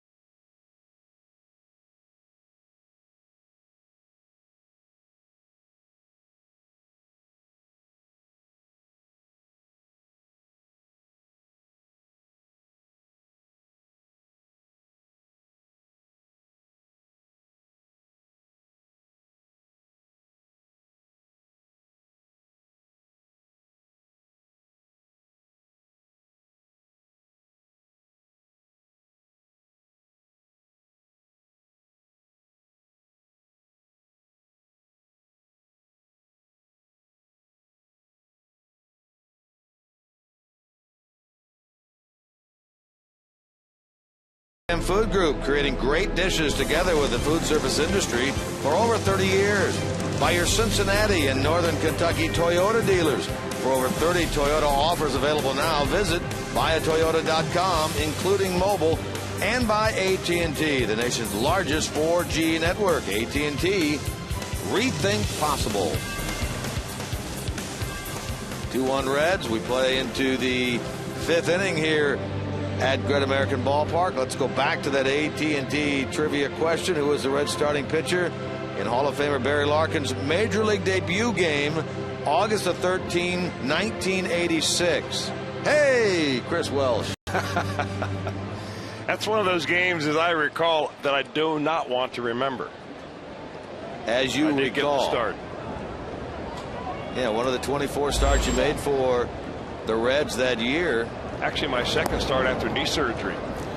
I pitched on, I think, the 22nd day after meniscus surgery. Same thing Joey Votto's having. I pitched a good game, and then in that particular game, the one that Larkin came in as a pinch hitter for, ended up getting knocked around pretty good. Gave up a grand slam, as I remember, to Candido Maldonado. Wow, what a memory. Well, I looked it up. Oh. When we were talking about it. In fact, Ron Roth, the Reds official scorer, brought in a scorebook from that day. Yeah, he has those things bound at the end of every year. That's quite a collection, really, of score sheets. And you talk about history of the Reds, all right there. Yeah. Those sheets. Really is amazing. Fun to go back and look at little things like that. There you are. Love those socks. That was that strikeout I had that year. You had kind of that whip arm motion, didn't you? Poor Bruce Bochy. There's Larkin right behind you there. That was when he was wearing 15. He talked about that yesterday.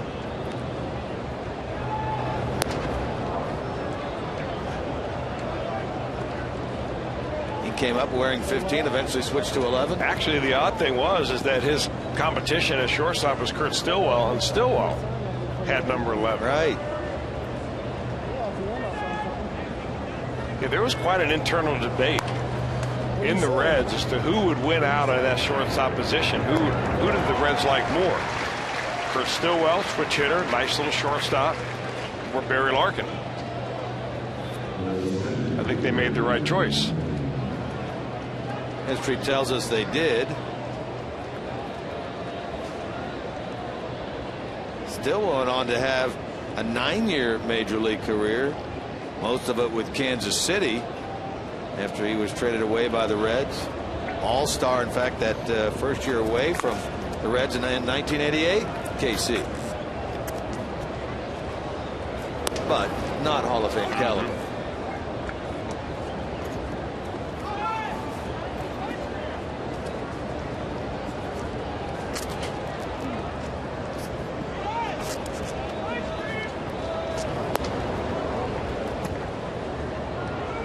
Looking at that list of players who grew up and eventually went into the Hall of Fame playing for their hometown team. We mentioned Drysdale, Rizzuto, Lou Gehrig grew up in Greater New York here. Whitey Ford, Sandy Koufax is another one. They went to college right here in Cincinnati. Grew up in the Brooklyn area, played for the Brooklyn and then Los Angeles Dodgers.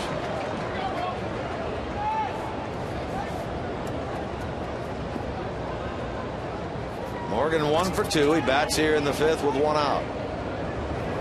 Cueto trying to protect the 2-1 lead. Reds going for the sweep.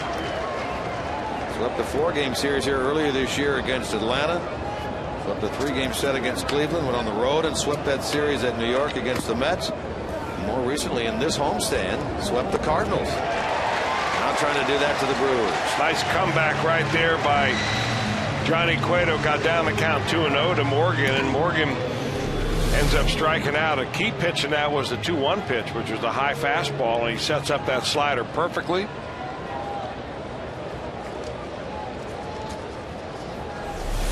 Boy, Johnny just makes it look so easy.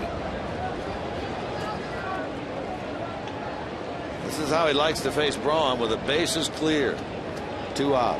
Yeah, yes, but just now with only 1-run lead. Braun has struck out twice, once in the first, once in the third. He's the National League leader in homers with 26. Well, the two different strikeouts that he's had Braun on, both fastballs. That one was low and inside, then high, just a running fastball right there. Just power versus power. Frazier doesn't get him. Braun can scoop down the line pretty well. He has 16 steals on the year and runs well for a power hitter. He legs that out. He really is an all-round player, a very good all-round player. Boy, credit Frazier, though, with a nice play. Well, I'll tell you what, Frazier went 3 steps and then a dive, and then normally, you know, you're going to get a guy, but Braun just runs too well. What an effort by Frazier.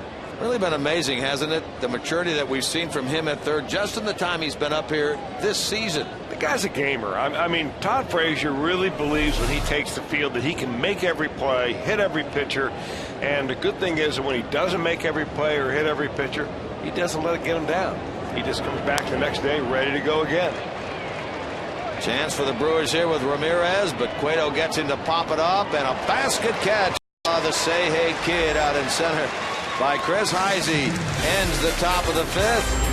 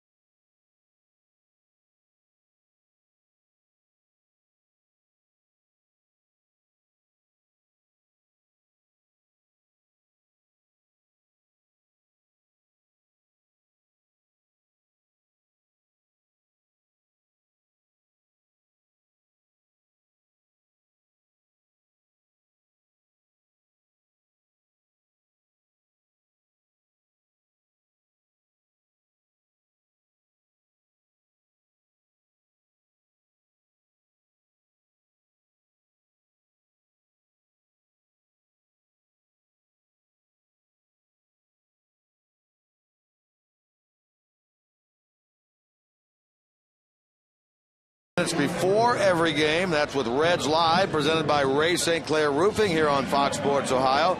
Reds Live has everything you need to know about the upcoming Reds contest, and it's all right here on your exclusive home for the Reds, Fox Sports Ohio. And then after the game, we'll break it down for you with interviews from Dusty Baker and the players. And today, all sorts of coverage from Barry Larkin in Cooperstown, being inducted into the Baseball Hall of Fame, including portions of his induction speech, which is just about, we understand, to get started in Cooperstown. Reds Live post-game brought to you by King's Honda and the King's Auto Mall. Visit King'sHondaUSA.com.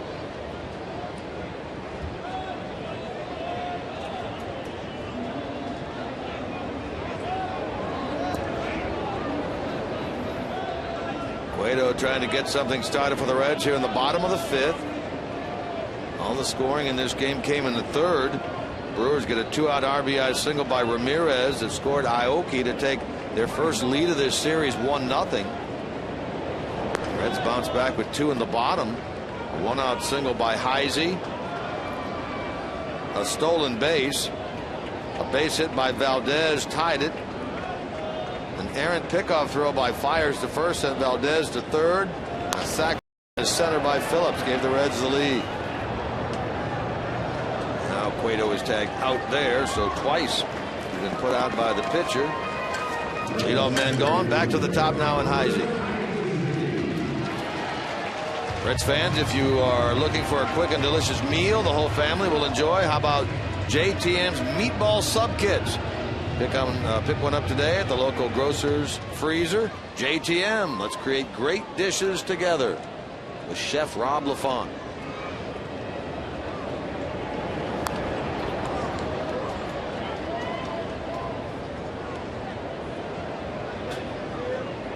Heisey 1 for 2.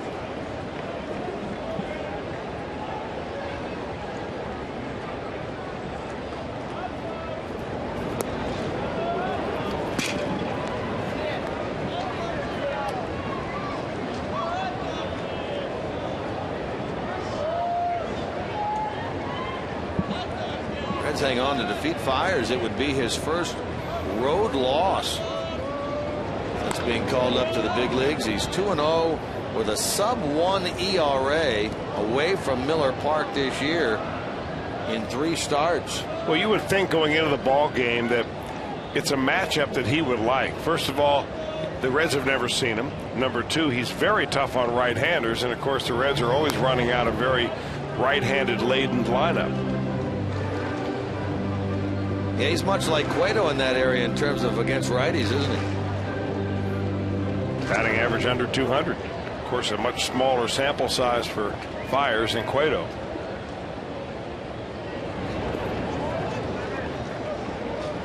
"26 years old, just turned 26 earlier this year, so he's the same age as Cueto.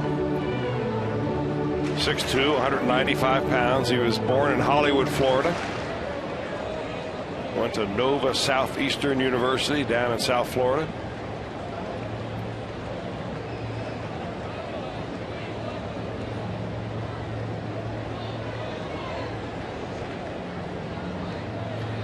Minor league pitcher of the year for the Brewers last year. Nice changeup there. He gets his 3rd strikeout. 2nd out of the inning.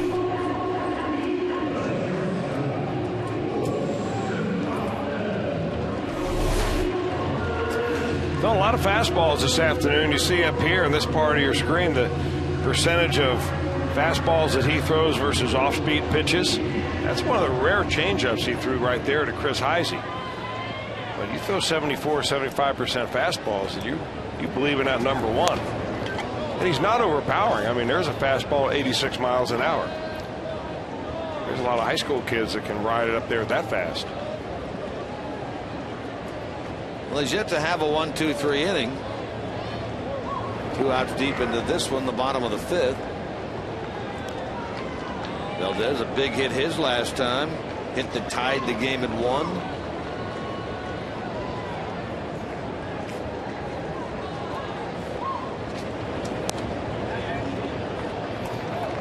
You just think about all the different pitchers that we've seen, starting pitchers, for instance, in this series, and how different they all are from their style standpoint.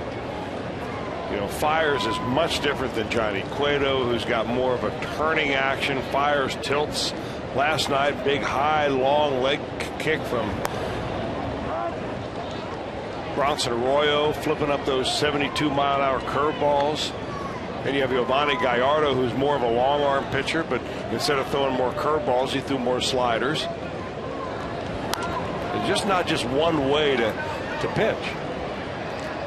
You know, deception is so much important in pitching that, you know, however you're able to get that deception, that confidence, it doesn't mean everybody has to fall into the same category. Same can be said really with batting styles, right? Batting stances. A lot is made, and we've talked about it in this series about Todd Frazier. You mentioned yesterday his teammates kind of make fun of him a little bit for that. I mean, look at Valdez right here. Like how he holds the bat parallel to the ground, way over his head. Guy gets a 2nd knock. I'm not getting on him about that stance. It really is amazing the job that he does with the little playing time that he gets. Hey, Saturday, August the 4th, the UFC returns to Fox with 4 massive fights, including knockout artist Shogun Rua taking on Brandon Vera in the biggest fight of his career, plus an epic bout between former UFC champ Lyoto Machida and rising star Ryan Bader. UFC Fight Night on Fox, sponsored by Bud Light, is live from Las Vegas on Saturday, August the 4th at 8 p.m. Eastern, 5 p.m. Pacific.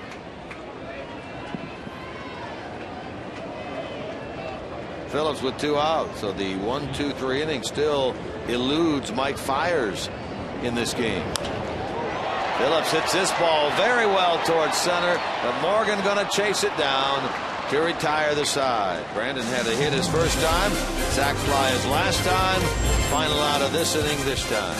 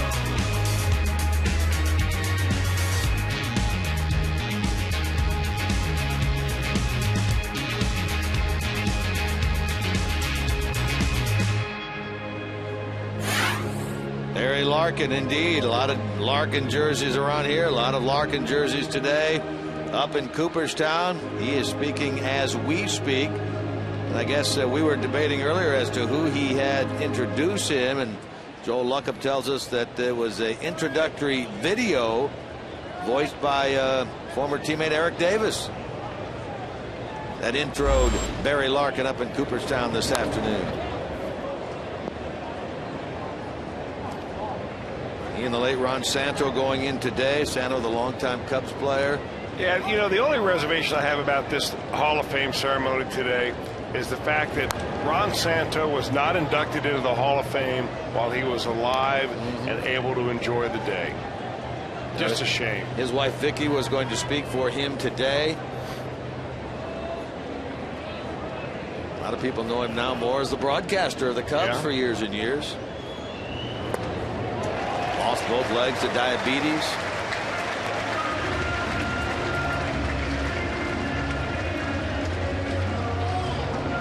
Now you remember back, I was talking to Cowboy about this. He didn't remember it, but you remember back in the 69 year, Santo used to jump up and click his heels when the Cubs won. 5-time Gold Glover, 9-time All-Star, played on both sides of the city. North side, south side. I don't understand what took him so long to get into the Hall. Yeah, I agree.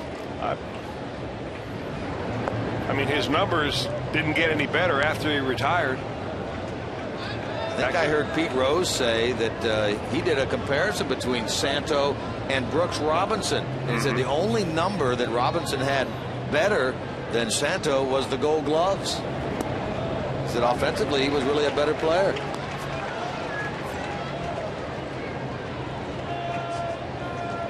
Now, it certainly helps your Q rating when you play on championship ball clubs. Yes. Like Brooks Robinson did with the Orioles.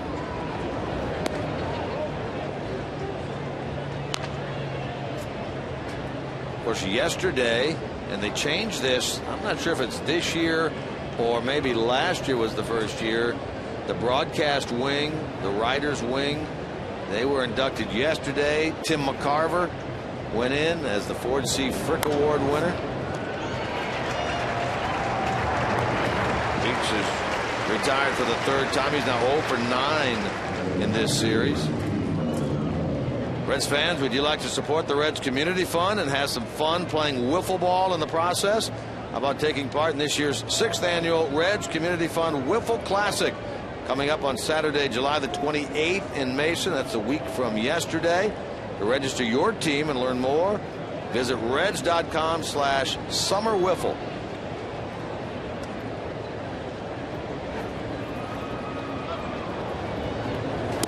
Also going in today to the hall from the Toronto Sun, Bob Elliott, the winner of the J.G. Taylor Spink Award for baseball coverage from the writer's standpoint.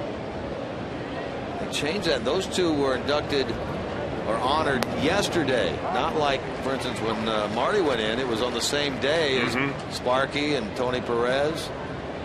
They did that yesterday. Hal McCoy, who, of course, is the Hall of Fame writer, the Dayton Daily News, now does work with the Fox Sports folks. He was inducted or honored from the Dayton Daily News back in '02. Well, I had the chance to call Hal yesterday. In fact, I wanted to talk to him about a couple of Barry Larkin stories. I called him about 11 o'clock yesterday morning, and Hal was sitting on the porch of the, Otastaga Hotel up there, writing a story about Barry Larkin. So we had a chance to chat a little bit, and he loves going up there every year, very deserving. I'll tell you, it's nice that they recognize broadcasters and writers, along with the players. I do think that the voting process is still antiquated, given the fact that it's only the Baseball Writers Association, those member writers, and many of whom don't even watch much baseball. Some of them may only watch a game or two a week. And whose numbers are dwindling as the years go by. Yeah. But it is what it is. I just think it's a shame that it took a guy like Ron Santos so long to get in when he was just deserving 15 years ago as he is now. And it took a Veterans Committee to get him in. The only player that was inducted this year by the true writer's vote was Barry Larkin. Deserving, no doubt. But so is Santos.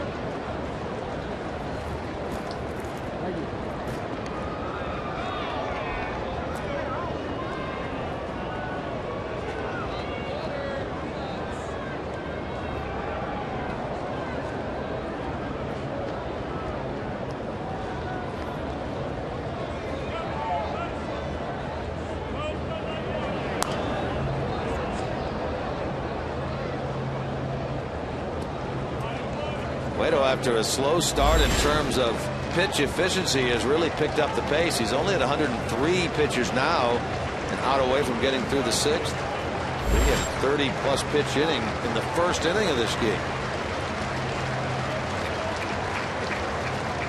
Now he's trying to retire his tourist here, get through 6 with a lead.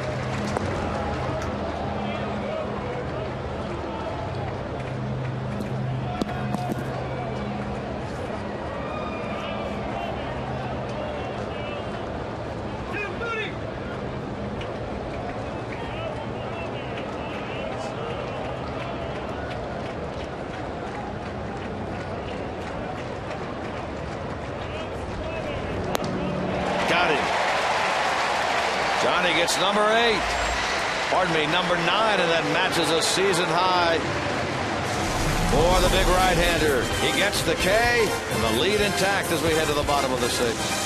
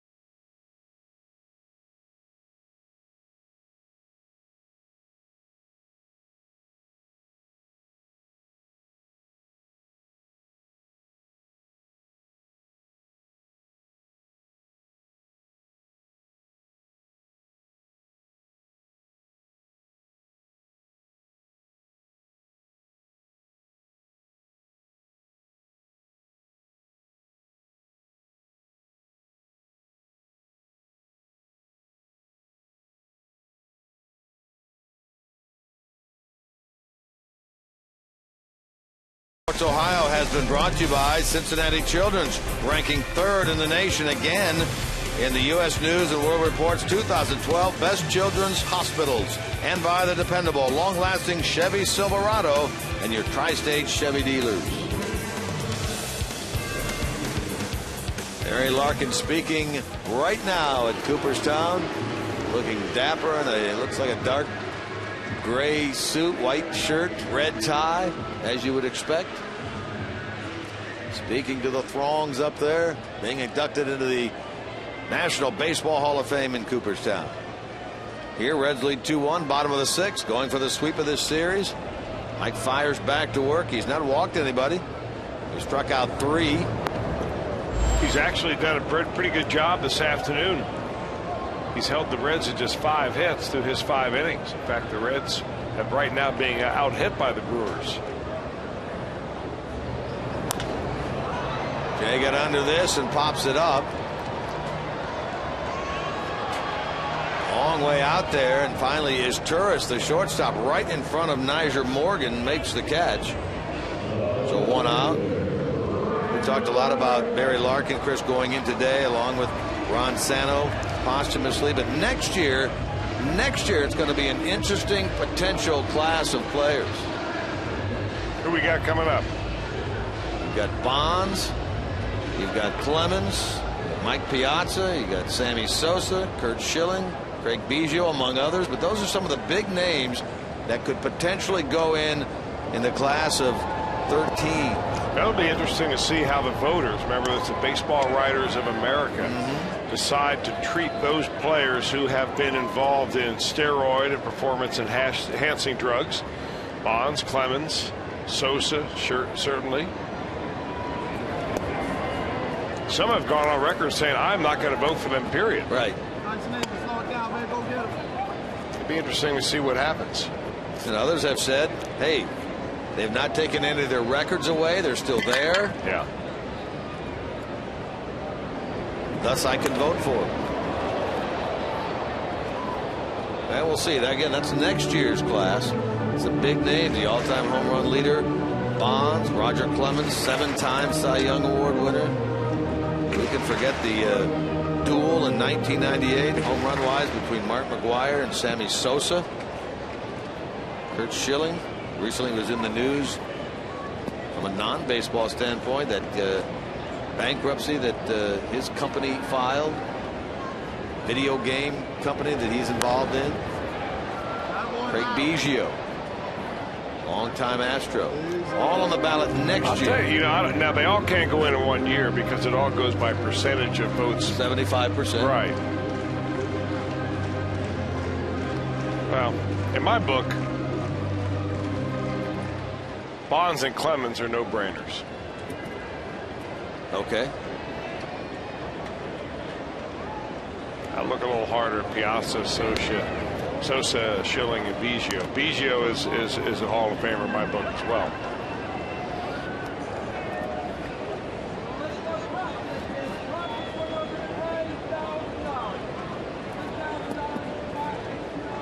So you're saying they're in your mind, despite the fact that they've been linked to steroids and possible performance-enhancing drugs. They're in anyway. Well, you know, we'll never know who did and who didn't. Right. We'll never know how many players who you may have never heard of who made it to the major leagues only because they took those when they were up here, and they got their paydays and they retired and they got their money in the bank, and they're never going to be brought out. So I don't think it's really right to go after, you know, the big names just because they're the big names. And so I always thought there was quite an inequity as to the way, you know, the prosecutors were out chasing down, you know, Bonds and Clemens and you know, those type of player, Palmeiro and so on, just because they were at the top of the list. There were hundreds of other players that took performance-enhancing drugs. I mean, hundreds. Who we'll never hear about. So you know, you vote for them based on what they did. Maybe you put an asterisk next to that era and say it was the steroid era, smaller ballparks, smaller strike zones, harder baseballs, you know, whatever it is. But this was a problem that Major League Baseball knew about as it was happening. and decided not to do anything about it because they thought that offense in baseball would bring back the fans. And they turned a blind eye to testing for performance-enhancing drugs. And I think the Players Union is every bit as guilty as Major League Baseball overall. Frazier gives this a pretty good ride out to center. Morgan will get there, slip and fall, go to his knee, but make the catch. And the Reds, for the first time on this Sunday afternoon, go down in order against Mike Fiers.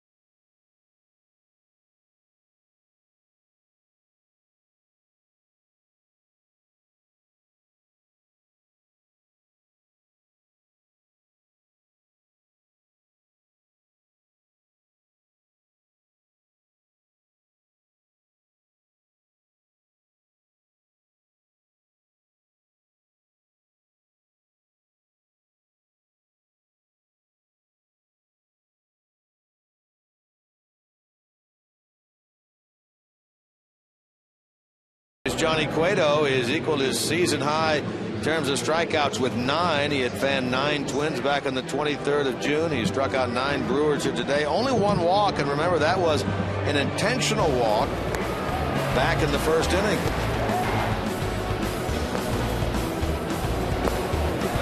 Three innings away from getting his 12th victory, would equal a career best for the right-hander from the Dominican, 26 years old. Number 1 on 7 hits as he prepares for inning number 7. He's sitting at 105 pitches thus far.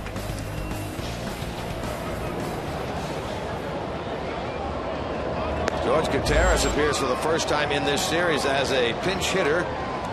So Mike Fiers' day through after 6.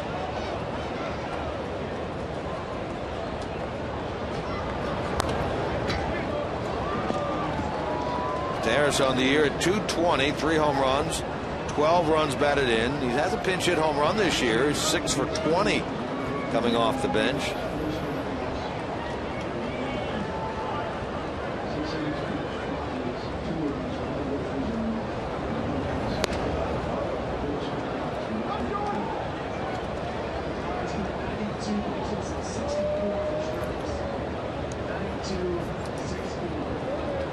The Brewers will have a new pitcher come the bottom of the 7th inning.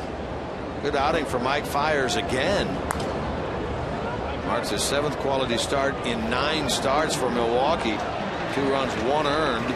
5 hits in 6 innings with no walks and 4 strikeouts. I was very impressed with the young man. He attacked the strike zone, did not pitch scared in a small ballpark. He's a fly ball hit pitcher, and he went right after the Reds. In fact, I think they were very fortunate to get the runs they got back there in the 3rd inning. Home run not streak. For his own error, this would be a tied-up ball game. You mentioned pitching in a small ballpark like this. No home runs yet in this game. A streak of 74 straight on the line. 74 straight games with a home run here, dating back to July the 29th of last year.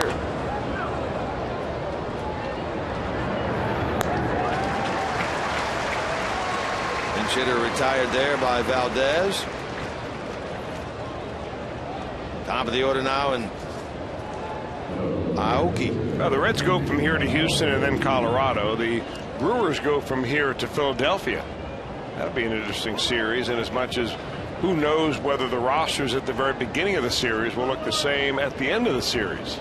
Both of those teams rumored to be very heavily interested in being sellers in the trading process here as we count the days down to the trading deadline.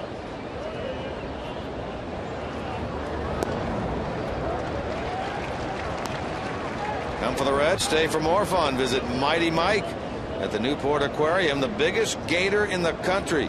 Make it a weekend getaway and book your stay at CincinnatiUSA.com. Past the lunging Cairo. Base hit for Aoki. He's going to try for two. He'll get there as Jay's momentum was carrying him toward the corner. Aoki has himself his second double of this game, and there's the tying run aboard with one out. Nice little player. He had a double the opposite field right down the left field line his second time up. This time he pulls the ball. That's a fastball on the inner part of the plate. Instead of slapping it the other way, he rips it right by the first baseman Cairo.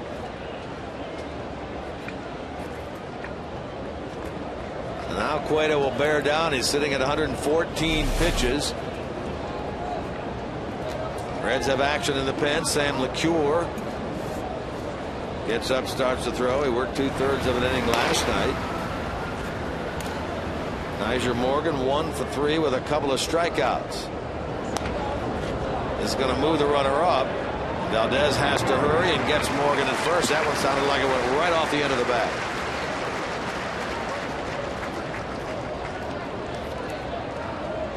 Now you've got Ryan Braun.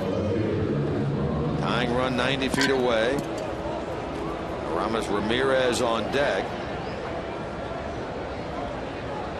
Braun lifetime, including today, 7 of 28, 250 average against Johnny Cueto. Aramis Ramirez 2 for 3 today. Lifetime 11 of 33, 333 with a couple of home runs.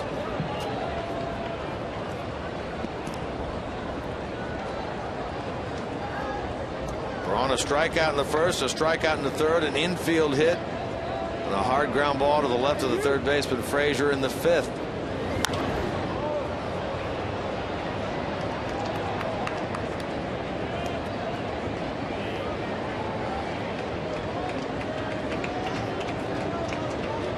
Braun under contract with the Brewers through the year 2020.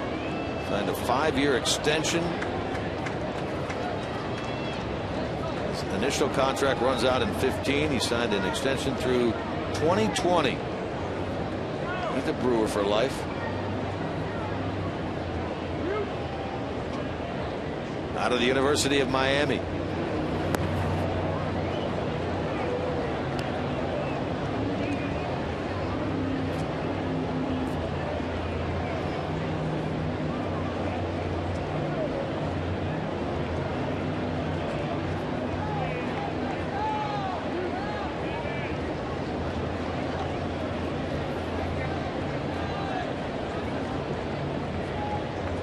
Cueto due up third in the bottom of the 7th.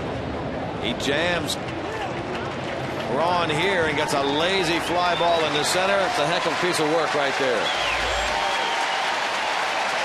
Caught in center by Heisey. Braun gone. He's 1 for 4. We'll keep it right here at Great American Ballpark on Hall of Fame Sunday for God Bless America from GABP, with the Reds in front at the stretch 2-1. Reds salute the men and women of our armed forces, as well as those who serve to protect in our local police and fire departments. At this time, please help us honor these brave men and women and all our veterans of service, and welcome Ben Walls as he leads us in the singing of God Bless America. God bless America, land that I love. Stand beside her and guide her through the night with a light from above. From the mountains to the prairies to the oceans white with foam, God bless America, my home, sweet home.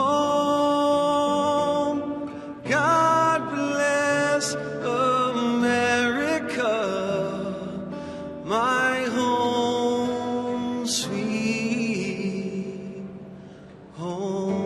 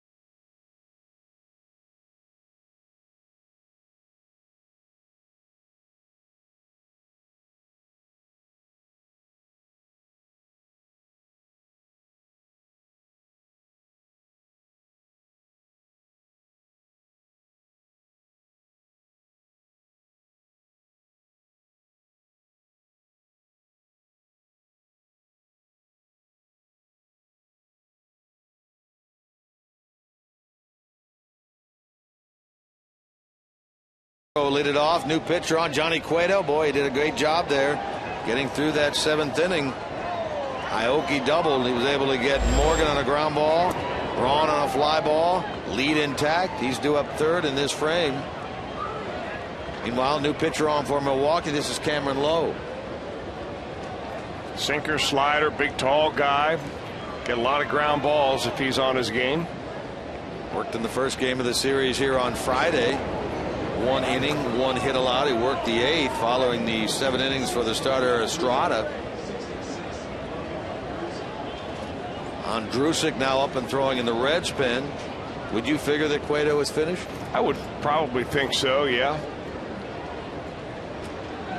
Hot afternoon, 7 solid innings. He was, I guess, as we expect, very good again. You know, you raise the bar of expectation for Johnny Cueto so high that if he goes out in the ball game and he doesn't give you this kind of performance, 7 innings of 1 run, and you think, oh, he had a bad game. That's what happens when you're the staff ace. It also happens when you've got the best earned run average in baseball going back to the beginning of last year. I mean, just amazing what Cueto has done under the radar. Hit hard to left. Braun going back. It's over his head. It's off the wall. Cairo going to get himself a leadoff double. And a great chance now here for the Reds with a runner in scoring position to start the inning, to put some cushion in that lead, which sits only at 2-1. Miguel Cairo got a whole bunch of this one right here. Good sinker right there. Was down and in. He just went down there to get that baby and hits it right over the head of the left fielder. He is safe at second. He is safe and secure. New York life. 4th double of the year for Cairo and his first extra base hit in almost 2 months. The 8th of June. It's been a while. Now let's see if the Reds can get him around. Expecting bunt from Hannigan. Corners cheating in.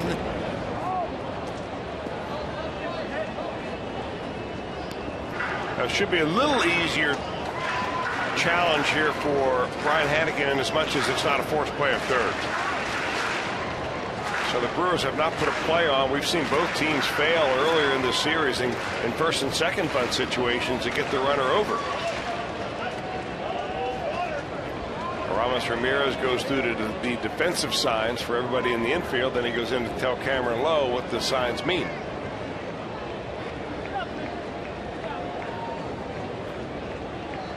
Reds trying to get to a guy who's been very, very good on the road this year.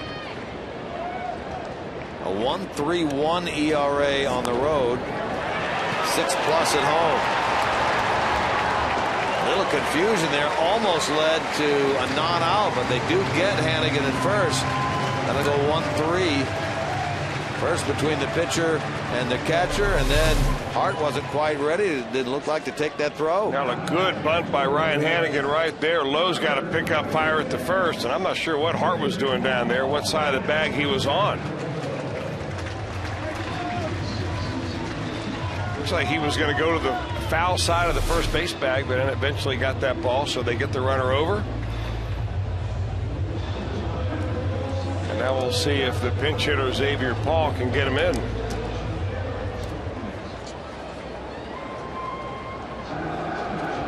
Paul appeared as a pinch hitter last night, bounced out to first. Appeared as a pinch hitter on Thursday, and that come from behind win. Walked in the 7th and later scored.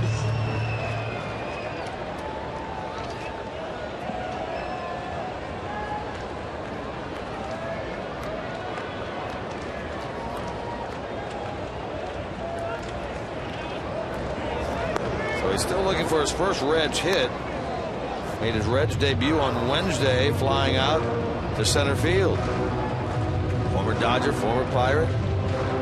With a good AAA year this year. That's with the infield in. Runner at third, 1 out.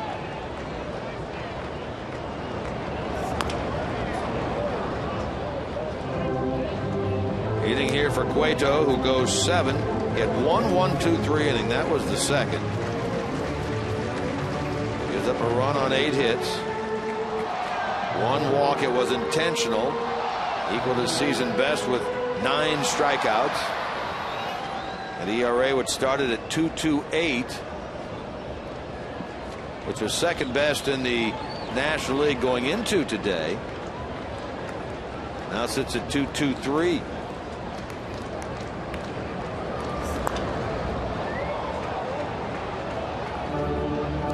Well, if you're Xavier Paul right here, you go in your no strikeout mode. Spread your feet a little bit, get your hands a little closer into your body. You're trying to make contact. You might want to choke up on the bat.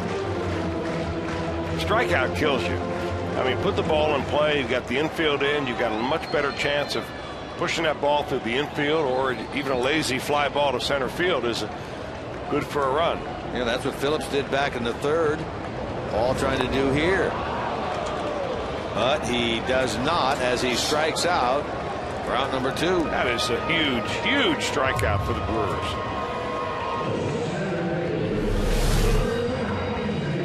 Well, you got a righty versus a lefty. You got a guy who's really not a high strikeout pitcher, especially against left-handed hitters. He kept the ball down the entire time and got him on a low inside slider, and that's disappointing. So now it's up to Heisey, who's 1 for 3. He was susceptible to that off-speed stuff when Fires was out there, and he offered on that one, didn't get it.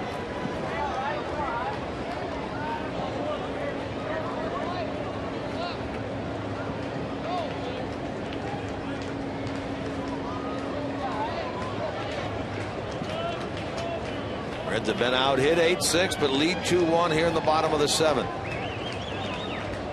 Johnny Cueto still in line for his 12th win.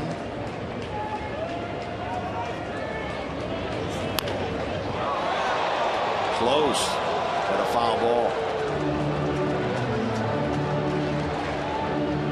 Again, Johnny goes 7, allows 1 run, 8 hits, 1 walk. It was intentional, 9 strikeouts. See in the bullpen on Drusick. 1 run, 7 innings by Johnny Cueto. Marks the 10th start this year that he's given up 1 run or less. 10th time in 20 starts, 1 run or less.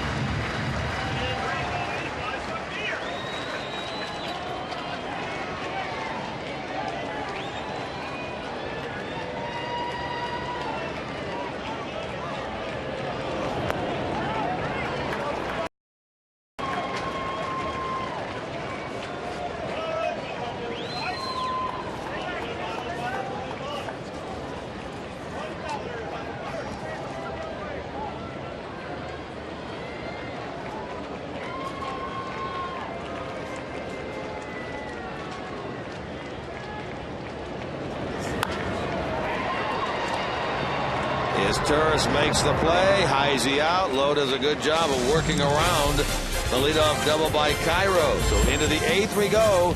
New pitcher on for the Reds.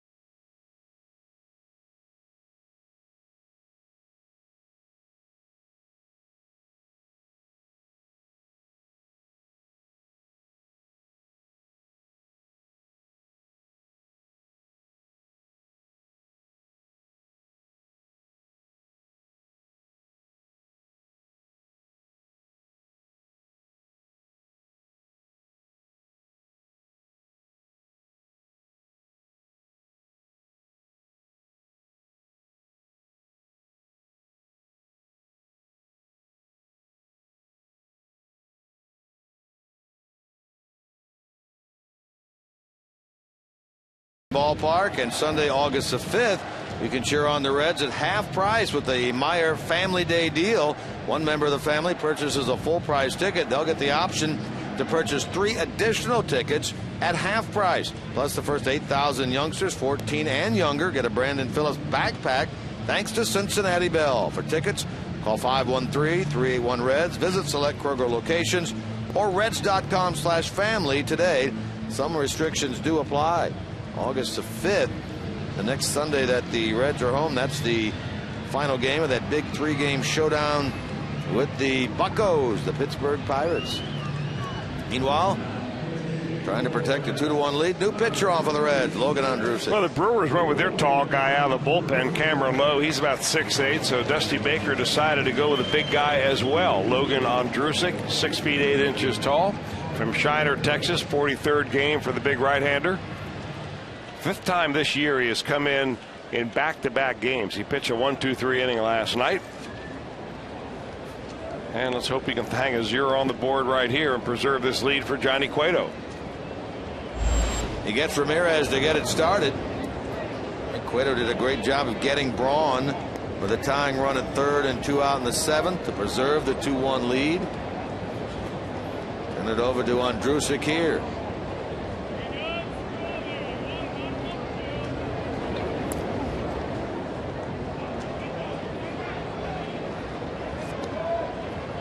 Four, 5, and 6 in the Milwaukee order. Ramirez, Hart, and Weeks.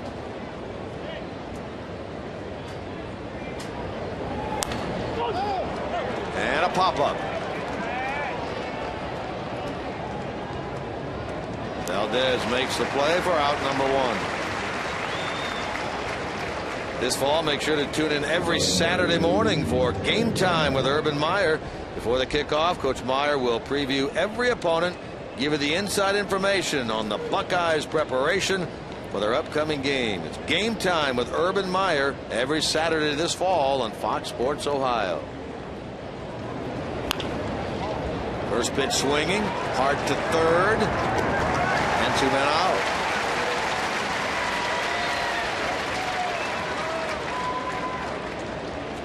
Update on those other contests. Bottom of the 7th at Pittsburgh. Pirates, who stay as hot as the Reds, they're leading 3-0 over Miami.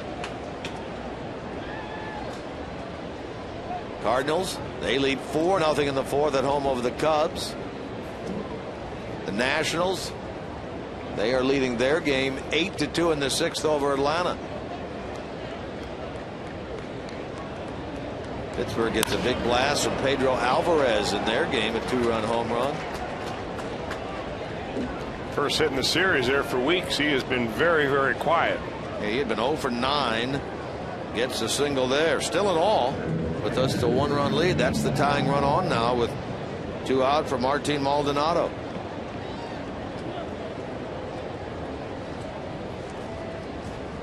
Now, you talk about the National League Central Division, and inevitably people say, well, it's the National League Central. But right now you have the Reds and the Pirates 14 and 13 respectively games above the 500 mark. Both records better than any team out west, and only behind the Nationals by the Reds position a half game, Pittsburgh 1 game for the best record in the league. So the Reds and the Pirates both been playing very well. Reds with 30 home wins. The Pirates with 31. That's the best in the league. They're holding serve in their home field. Here's what you have right now going into today, and it's actually been like this now the last couple of days. The Reds having won 3 in a row, the Pirates 4, the Cardinals 2. Half game over the Pirates, 5 over St. Louis. This Milwaukee club now 9.5 out. Pirates leading, Cardinals leading.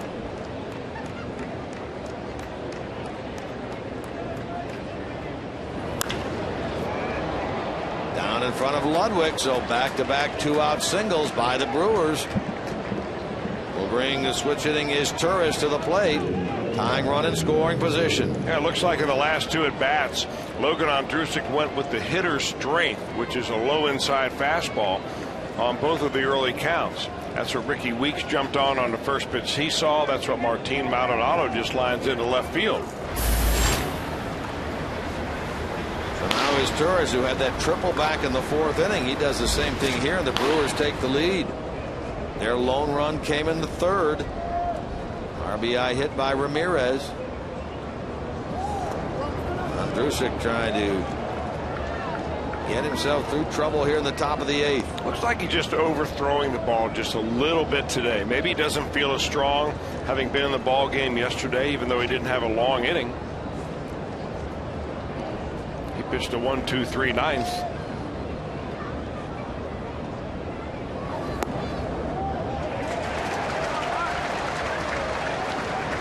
Turris disagreed with that call. This is the spot that Ondrusek wants to be in. I mean, he wants to be the go-to guy in the 8th inning. He knows that maybe soon Nick Massett might be back on this ball club. It's been Sean Marshall in the 8th inning for the majority of the year, ever since he was taken out of the closer spot and then put in the 8th inning after Aroldis Chapman took over the 9th. Chapman up and getting loose down there in the Reds bullpen right now. The Reds are 1 pitch away from being able to call him in.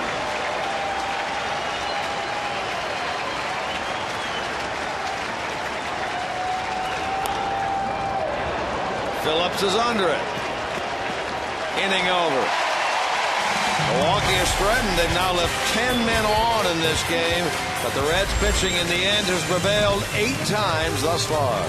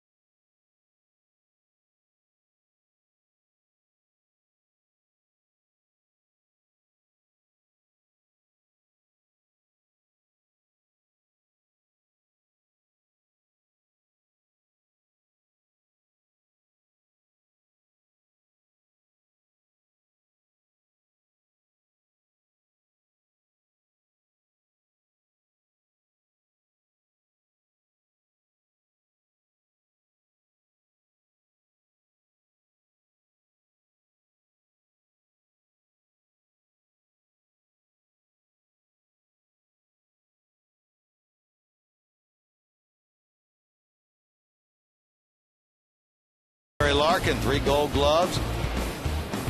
Most of it on the turf at Riverfront Stadium. And it was renamed Synergy Field. They switched it to grass there at the end. John Merrill Hot Dog, play of the game. Congratulations, Barry Larkin, induction into the Cooperstown Baseball Hall of Fame this afternoon.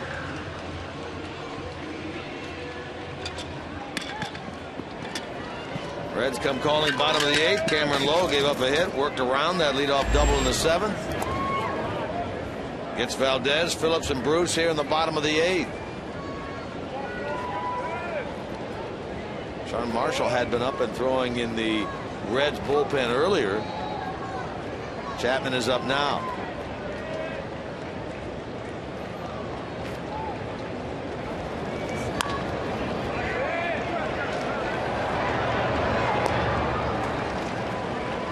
Valdez, a pair of hits today, now 2 for 4 as he's the first out in the 8th inning.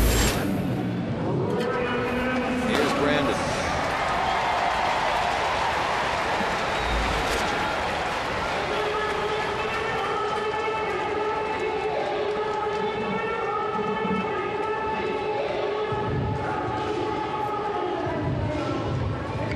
Phillips today a hit in the first.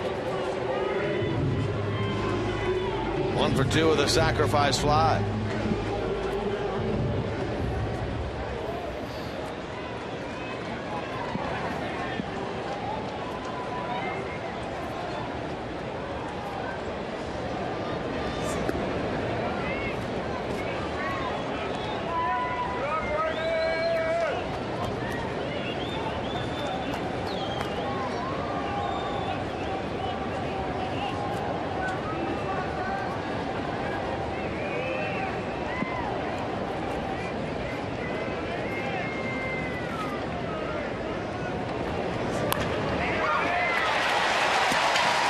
Multi-hit game for Phillips.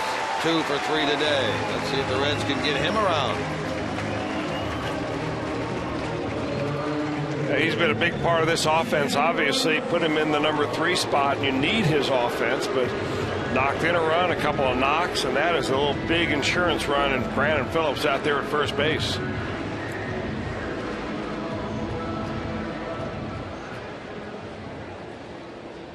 Ron Reneke's going to take the baseball from Cameron Lowe. The left-hander Brewster up. They've had Manny Parra up and throwing in the bullpen. And the Brewers will make a pitching change here in the bottom of the 8th. Reds up 2-1. Our Skyline Chili called to the bullpen.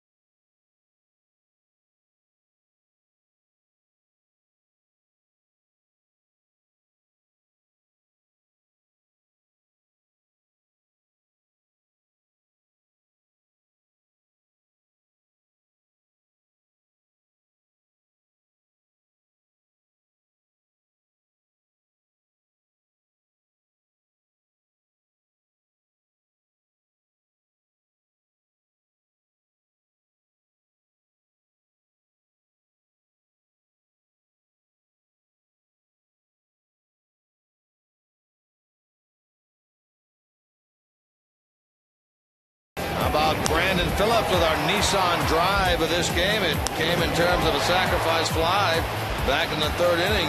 It scored Valdez to make it 2-1 in favor of the Reds. Our Nissan drive of the game. Brandon Phillips giving him now 58 RBIs on the year. And Brandon leads away at first with the lefty specialist coming in, Chris, Manny Parra. Well, he has been a lefty specialist this year. He's also been a starter in the past for the Brewers. In fact, we've seen him in a starting assignment against the Reds, but he's tough on lefties. The only southpaw in the bullpen for Ron Renicky, holding lefties down to a batting average of 182.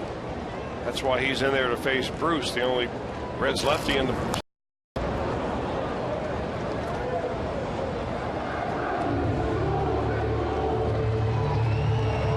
Bruce has in the past been a lot better against left-handers than he has this year.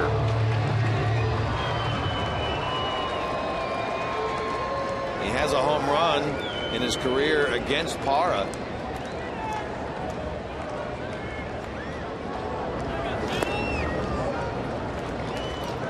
Parra's got a fastball, a curveball, and two different types of changeups, but I doubt that you're going to see any of the changeups against a left-hander. Normally he'll just go fastball, curveball when he faces a left-handed hitter. That last one was a looping curve. He just didn't finish.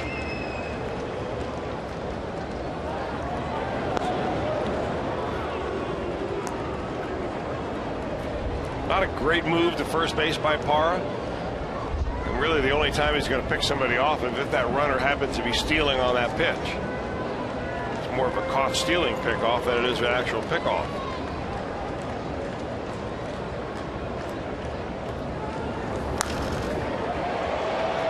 Good idea by Jay. Goes foul. Not sure he did that intentionally, but it would have been nice. A lot of room to run down that area. 1-2 now to Bruce. Just think how good you would be if you could actually on demand hit a ball off your knuckles and have the ball go over the third baseman's head as a left-handed hitter. That would make you pretty good. A la Joey Votto. He still likes to get it on the barrel.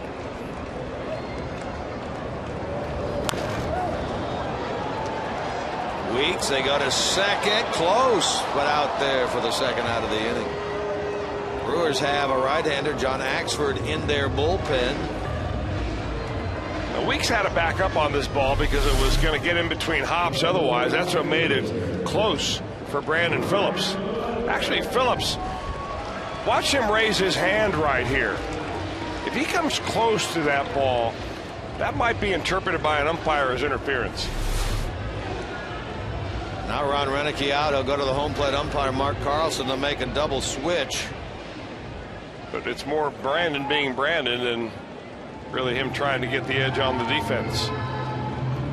Cody Ransom's going to come in to play short. His Turris is going to leave the game.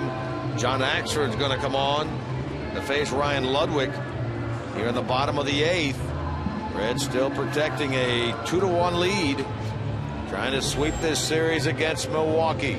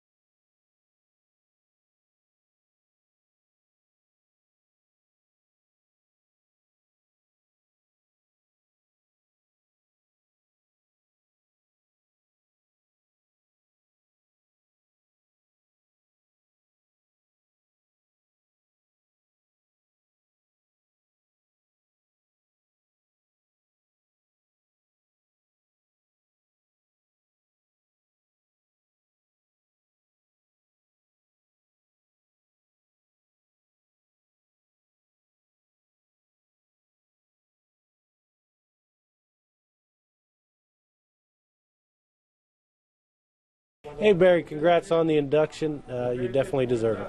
Hey, Lark, I just wanted to congratulate you on the Hall of Fame, man. You deserve it, and I appreciate all the advice you gave me when I talked to you in spring training. You know, there's a guy, Zach Cozart, Chris, who can really appreciate what Larkin did in his career. Well, no doubt about it. I mean, anytime you get a guy playing the same position, but I think that if you watch Barry Larkin in spring training, yeah, he worked with the major league guys some, but he really liked doing was going down in the backfield. I mean, the backfield, and working with the middle infielders down there, guys who you may never hear of, but who needed some help at the lower minor league level. And I hope that each one of them went back that night to their iPad or computer and looked up Barry Larkin online to find out exactly who they were being tutored by, because that was some kind of special. We watched him for a week down there, work as hard as any instructor in camp. John Axford, the former closer, former National League leader in saves just 1 year ago, now out of that role, comes into the game to face Ludwig here in the 8th inning. Reds still leading 2-1. Manny Parr brought in to get the lefty Bruce. He did that on the force play. That runner still belongs to Lowe.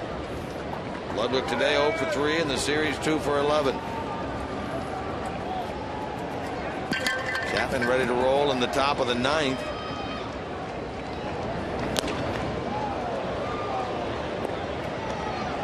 Chapman has already appeared in 6 of the 9 games since the All-Star break. Remember, he closed out the last 2 out in San Diego. Pitched to a couple of batters in the All-Star game as well.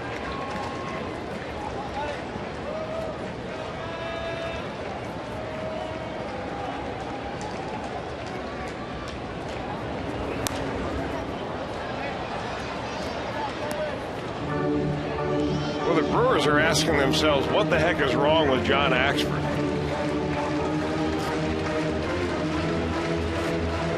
Led the National League in saves last year, was really Mr. Dependable. This year, earned run average has ballooned over 5. He's still throwing the ball very hard, averaging 96 miles an hour on his fastball, averaging that. And he's just stuck with that #1 against Ludwig in this at bat. Got a big hammer of a curveball. Normally he throws strikes, is usually pretty dependable for keeping that ball around the strike zone. Well, he worked at 2 batters last night, an intentional walk at 3-0 to Hannigan, and then he retired the pinch hitter Xavier Paul. Boy, Ludwig just battling up there to stay alive, trying to get something he can handle. No home runs yet in this game. Brewers haven't had a home run in the series. They came in tied with Colorado for the most home runs in the National League. Into a home run hitter's ballpark. Mentioned earlier, the Great American Ballpark home run streak in jeopardy at 74 straight games. There, he got a pitch he could rip, and does in the center. Ludwig greets Axford with a solid single. That's a great at bat for Ryan Ludwig, because he got down early in the count. Axford tried to make him chase a breaking ball on the previous pitch. Then he came back with a high fastball, thinking that I'm going to change his eye level a little bit. And right out there it goes into right center field. That's where Ludwig is at his best. When it really looked like Ludwig choked up a little bit on the bat right there. He's a guy not afraid to make an adjustment. The more I watch him play, the more impressed I am.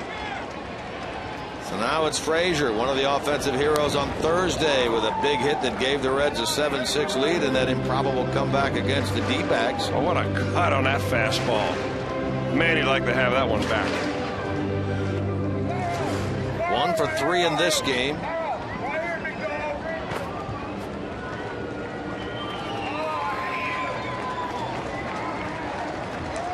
Trying to deliver here in the bottom of the 8th to add to a 2-1 lead with 2 on and 2 out. No way, Jay. Jay Bruce, hard to fathom, gets picked off at second base here in the bottom of the 8th inning by Maldonado. Takes the bat right out of Frazier's hand and sends us to the top of the 9th inning. Aroldis Chapman, he's been lights out lately. He'll come on to try to save this game.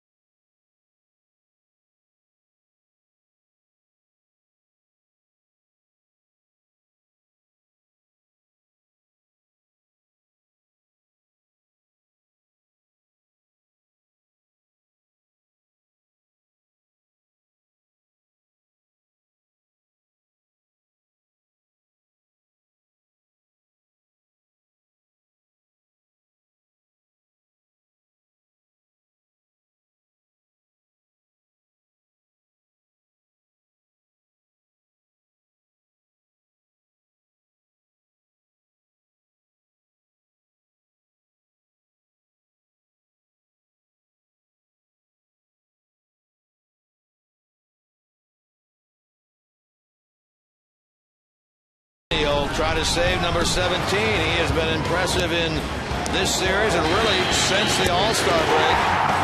He's had 7 consecutive saves. He will come on here in the top of the 9th today.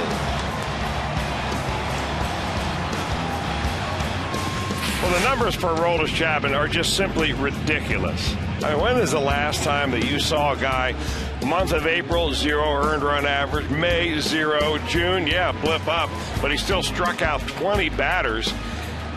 And as a closer here in the month of July, he has struck out 20. He has walked 1. Opponent batting average, 0.76. It's like Aroldis Chapman goes out and faces a team full of pitchers. That's the kind of numbers that he is racking up. But he does not have much margin for error right here. He has the bottom of the order, number 9, then 1 and 2 to face. And all 38,000 plus here on this great Sunday afternoon looking for a red sweep. Hope that Chapman is up to the challenge and got half strikeout pitch working. He's retired 13 straight since he walked Rafael Furcal to start the 9th inning on the 14th of July here against the Cardinals. He'll face here in the 9th Cody Ransom, who came in as part of the double switch. Then the top of the order, Aoki and Morgan. Reds trying to protect a 2-1 lead in the 9th, gunning for the sweep of the series.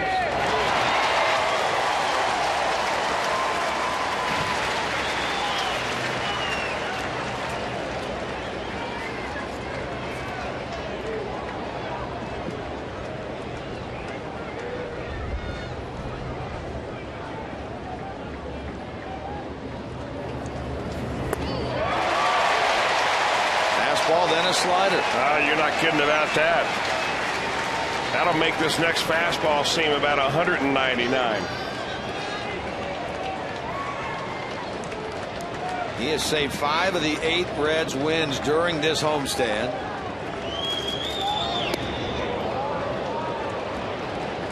Virtually untouchable. He's given up only 2 hits since the month of July began.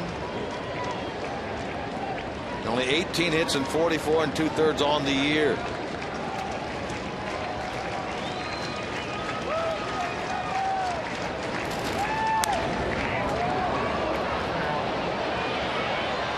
Foul ball. Sounded like he broke his bat. Ransom did not appear against Chapman on Friday night. Again, this is the 7th appearance of the 10-game homestand for Aroldis Chapman.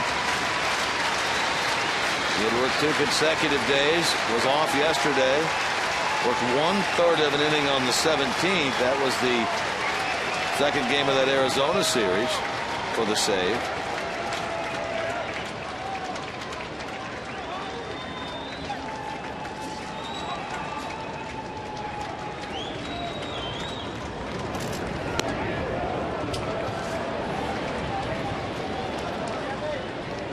People not on their feet yet. I mistakenly said 38,000. I meant to say 32,000. It was a big crowd, though, and many of them have stayed around to see the Cuban Missile try to put it away.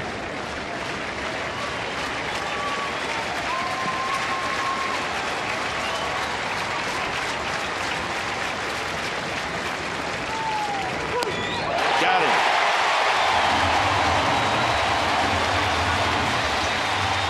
6 of the last 32 outs now by Chapman, recorded by a strikeout. Aroldis Chapman, who seems to be overthrowing the ball a little bit in this at bat, but he gets his man. Let's take a look at it. Pitch by Mazda. First pitch fastball for a strike, then the slider. And at that point, if you're Cody Ransom, you're thinking, oh no, what am I going to do? You lay off a high fastball, lay off or foul one off right there, lay off another high one, and then you can't hold on back anymore. You chase that high, baby, and you drag it on back to the pine. Noichika Aoki now in this game 2 out of 4 with a pair of doubles. And Aoki did not face Chapman on Friday night as well. This is a lefty-lefty matchup right here.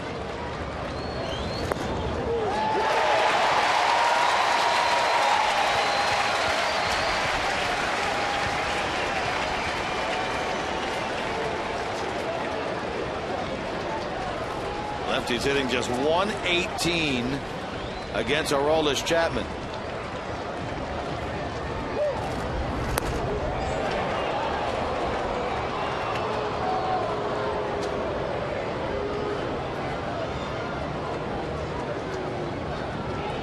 Nyjer Morgan, another lefty, due up next, although into the on-deck circle is Carlos Gomez.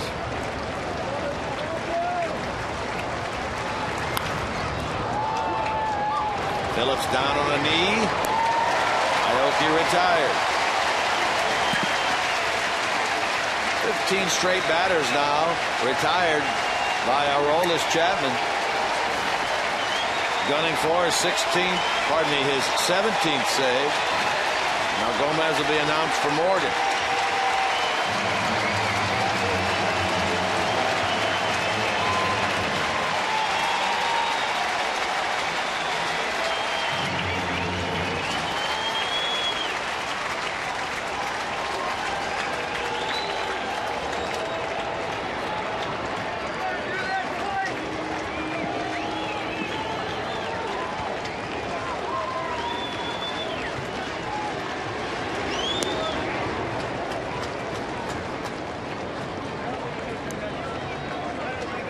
Gomez 0 for 5 lifetime with 4 strikeouts against Chapman. Hitting .233 on the year, 6 for 14 as a pinch hitter, including a pinch hit home run. All the scoring done back in the third. Milwaukee led 1-0. Reds countered with a pair. All 0 since then. Trying for their 5th season sweep of the 2012 season.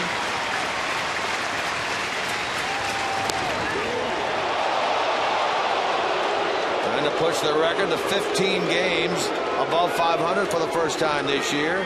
And the way things are going in Pittsburgh, 3-0 Pittsburgh in the 9th, looking to maintain their half-game lead in the NL Central. 2-2.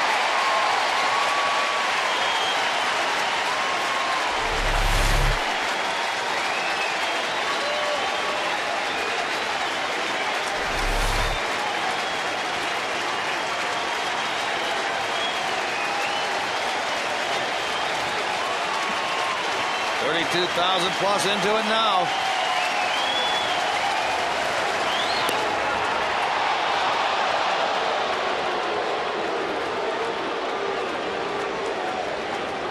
Boy, you can just feel Aroldis Chapman feeding off the adrenaline here. These people want to see 100 and they want to see a punch out. That one looked like it went right off the wrist of the catcher Hannigan. Boy, he's got to be thinking to himself, I am 1 pitch away from the end of this ball game, and I get fouled off on a 100-mile-an-hour fastball right on the old wrist. Well, keep plenty of ice on board that plane to Houston. And Latos is going tomorrow. That's his guy. Figures to be back in there again tomorrow against the Astros.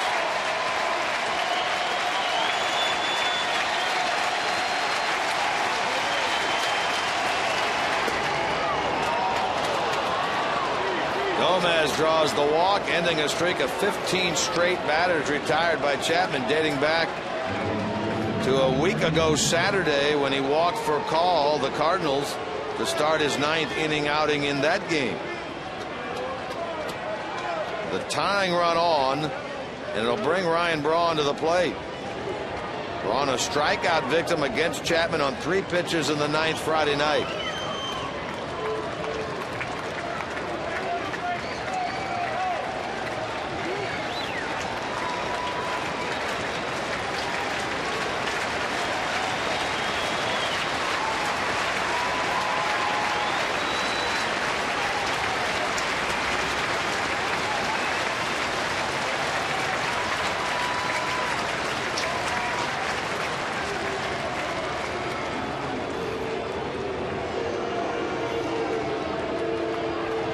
Trying to take control, at least a little bit of control, as much as he can in this at bat. calling a late timeout right there, making Chapman step off. He's looking to jump on the first pitch if he likes it.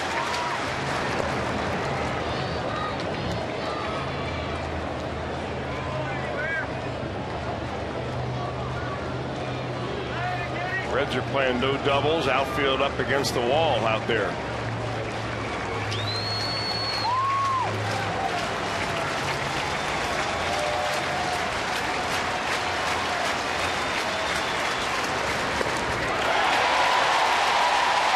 Yeah, he got a pitch similar to that on Friday night. Got a strikeout from Chapman. Hannigan outside. That ball really to his strength. That's where Braun would prefer to have him, on the outer part of the plate, not actually down around the hollow of the knees. He likes him about thigh high, but he can drive that ball a long way going the other way if he gets a sweet spot on it. The runner going, and the throw. Save for second base. A steal by Gomez. Well, that's a smart, bit of a high throw there. Smart play by Gomez right there, and he'll get a stolen base on it. You know, if you've got a pitcher with a big high leg lift and you're caught, you might as well just keep on running. And you see the very little throwing lane right there. Late getting over there is a shortstop, even though he would have been there in time. But the high throw enables him to get in there under the tag. Now a single could tie this game. League leader in long balls at the plate in Ryan Braun, defending MVP of the National League. Now he's got him over a barrel at 2 strikes. Cueto watching intently. His 12th win of the year on the line.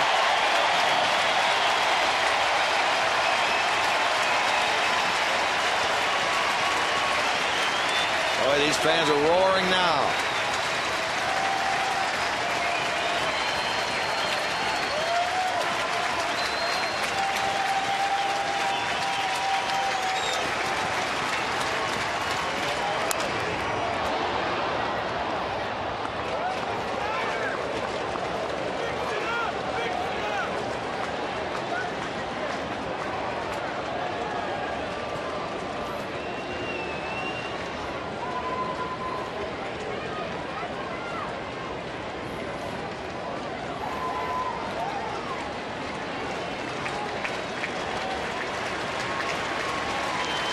Now, this is a great matchup, though. One of the best hitters in the league against the hottest pitcher in the league.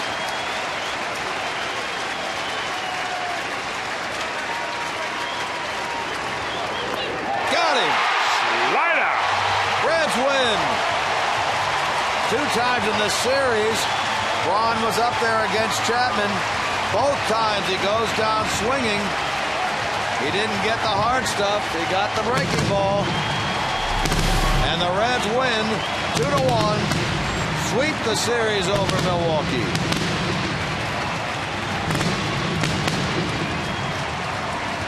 Johnny, a happy man. He pops over that dugout fencing, his 12th win of the year, equaling a career high for him. Chapman with his 17th save.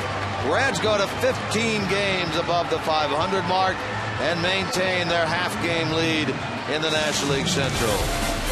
More from Great American Ballpark right after this.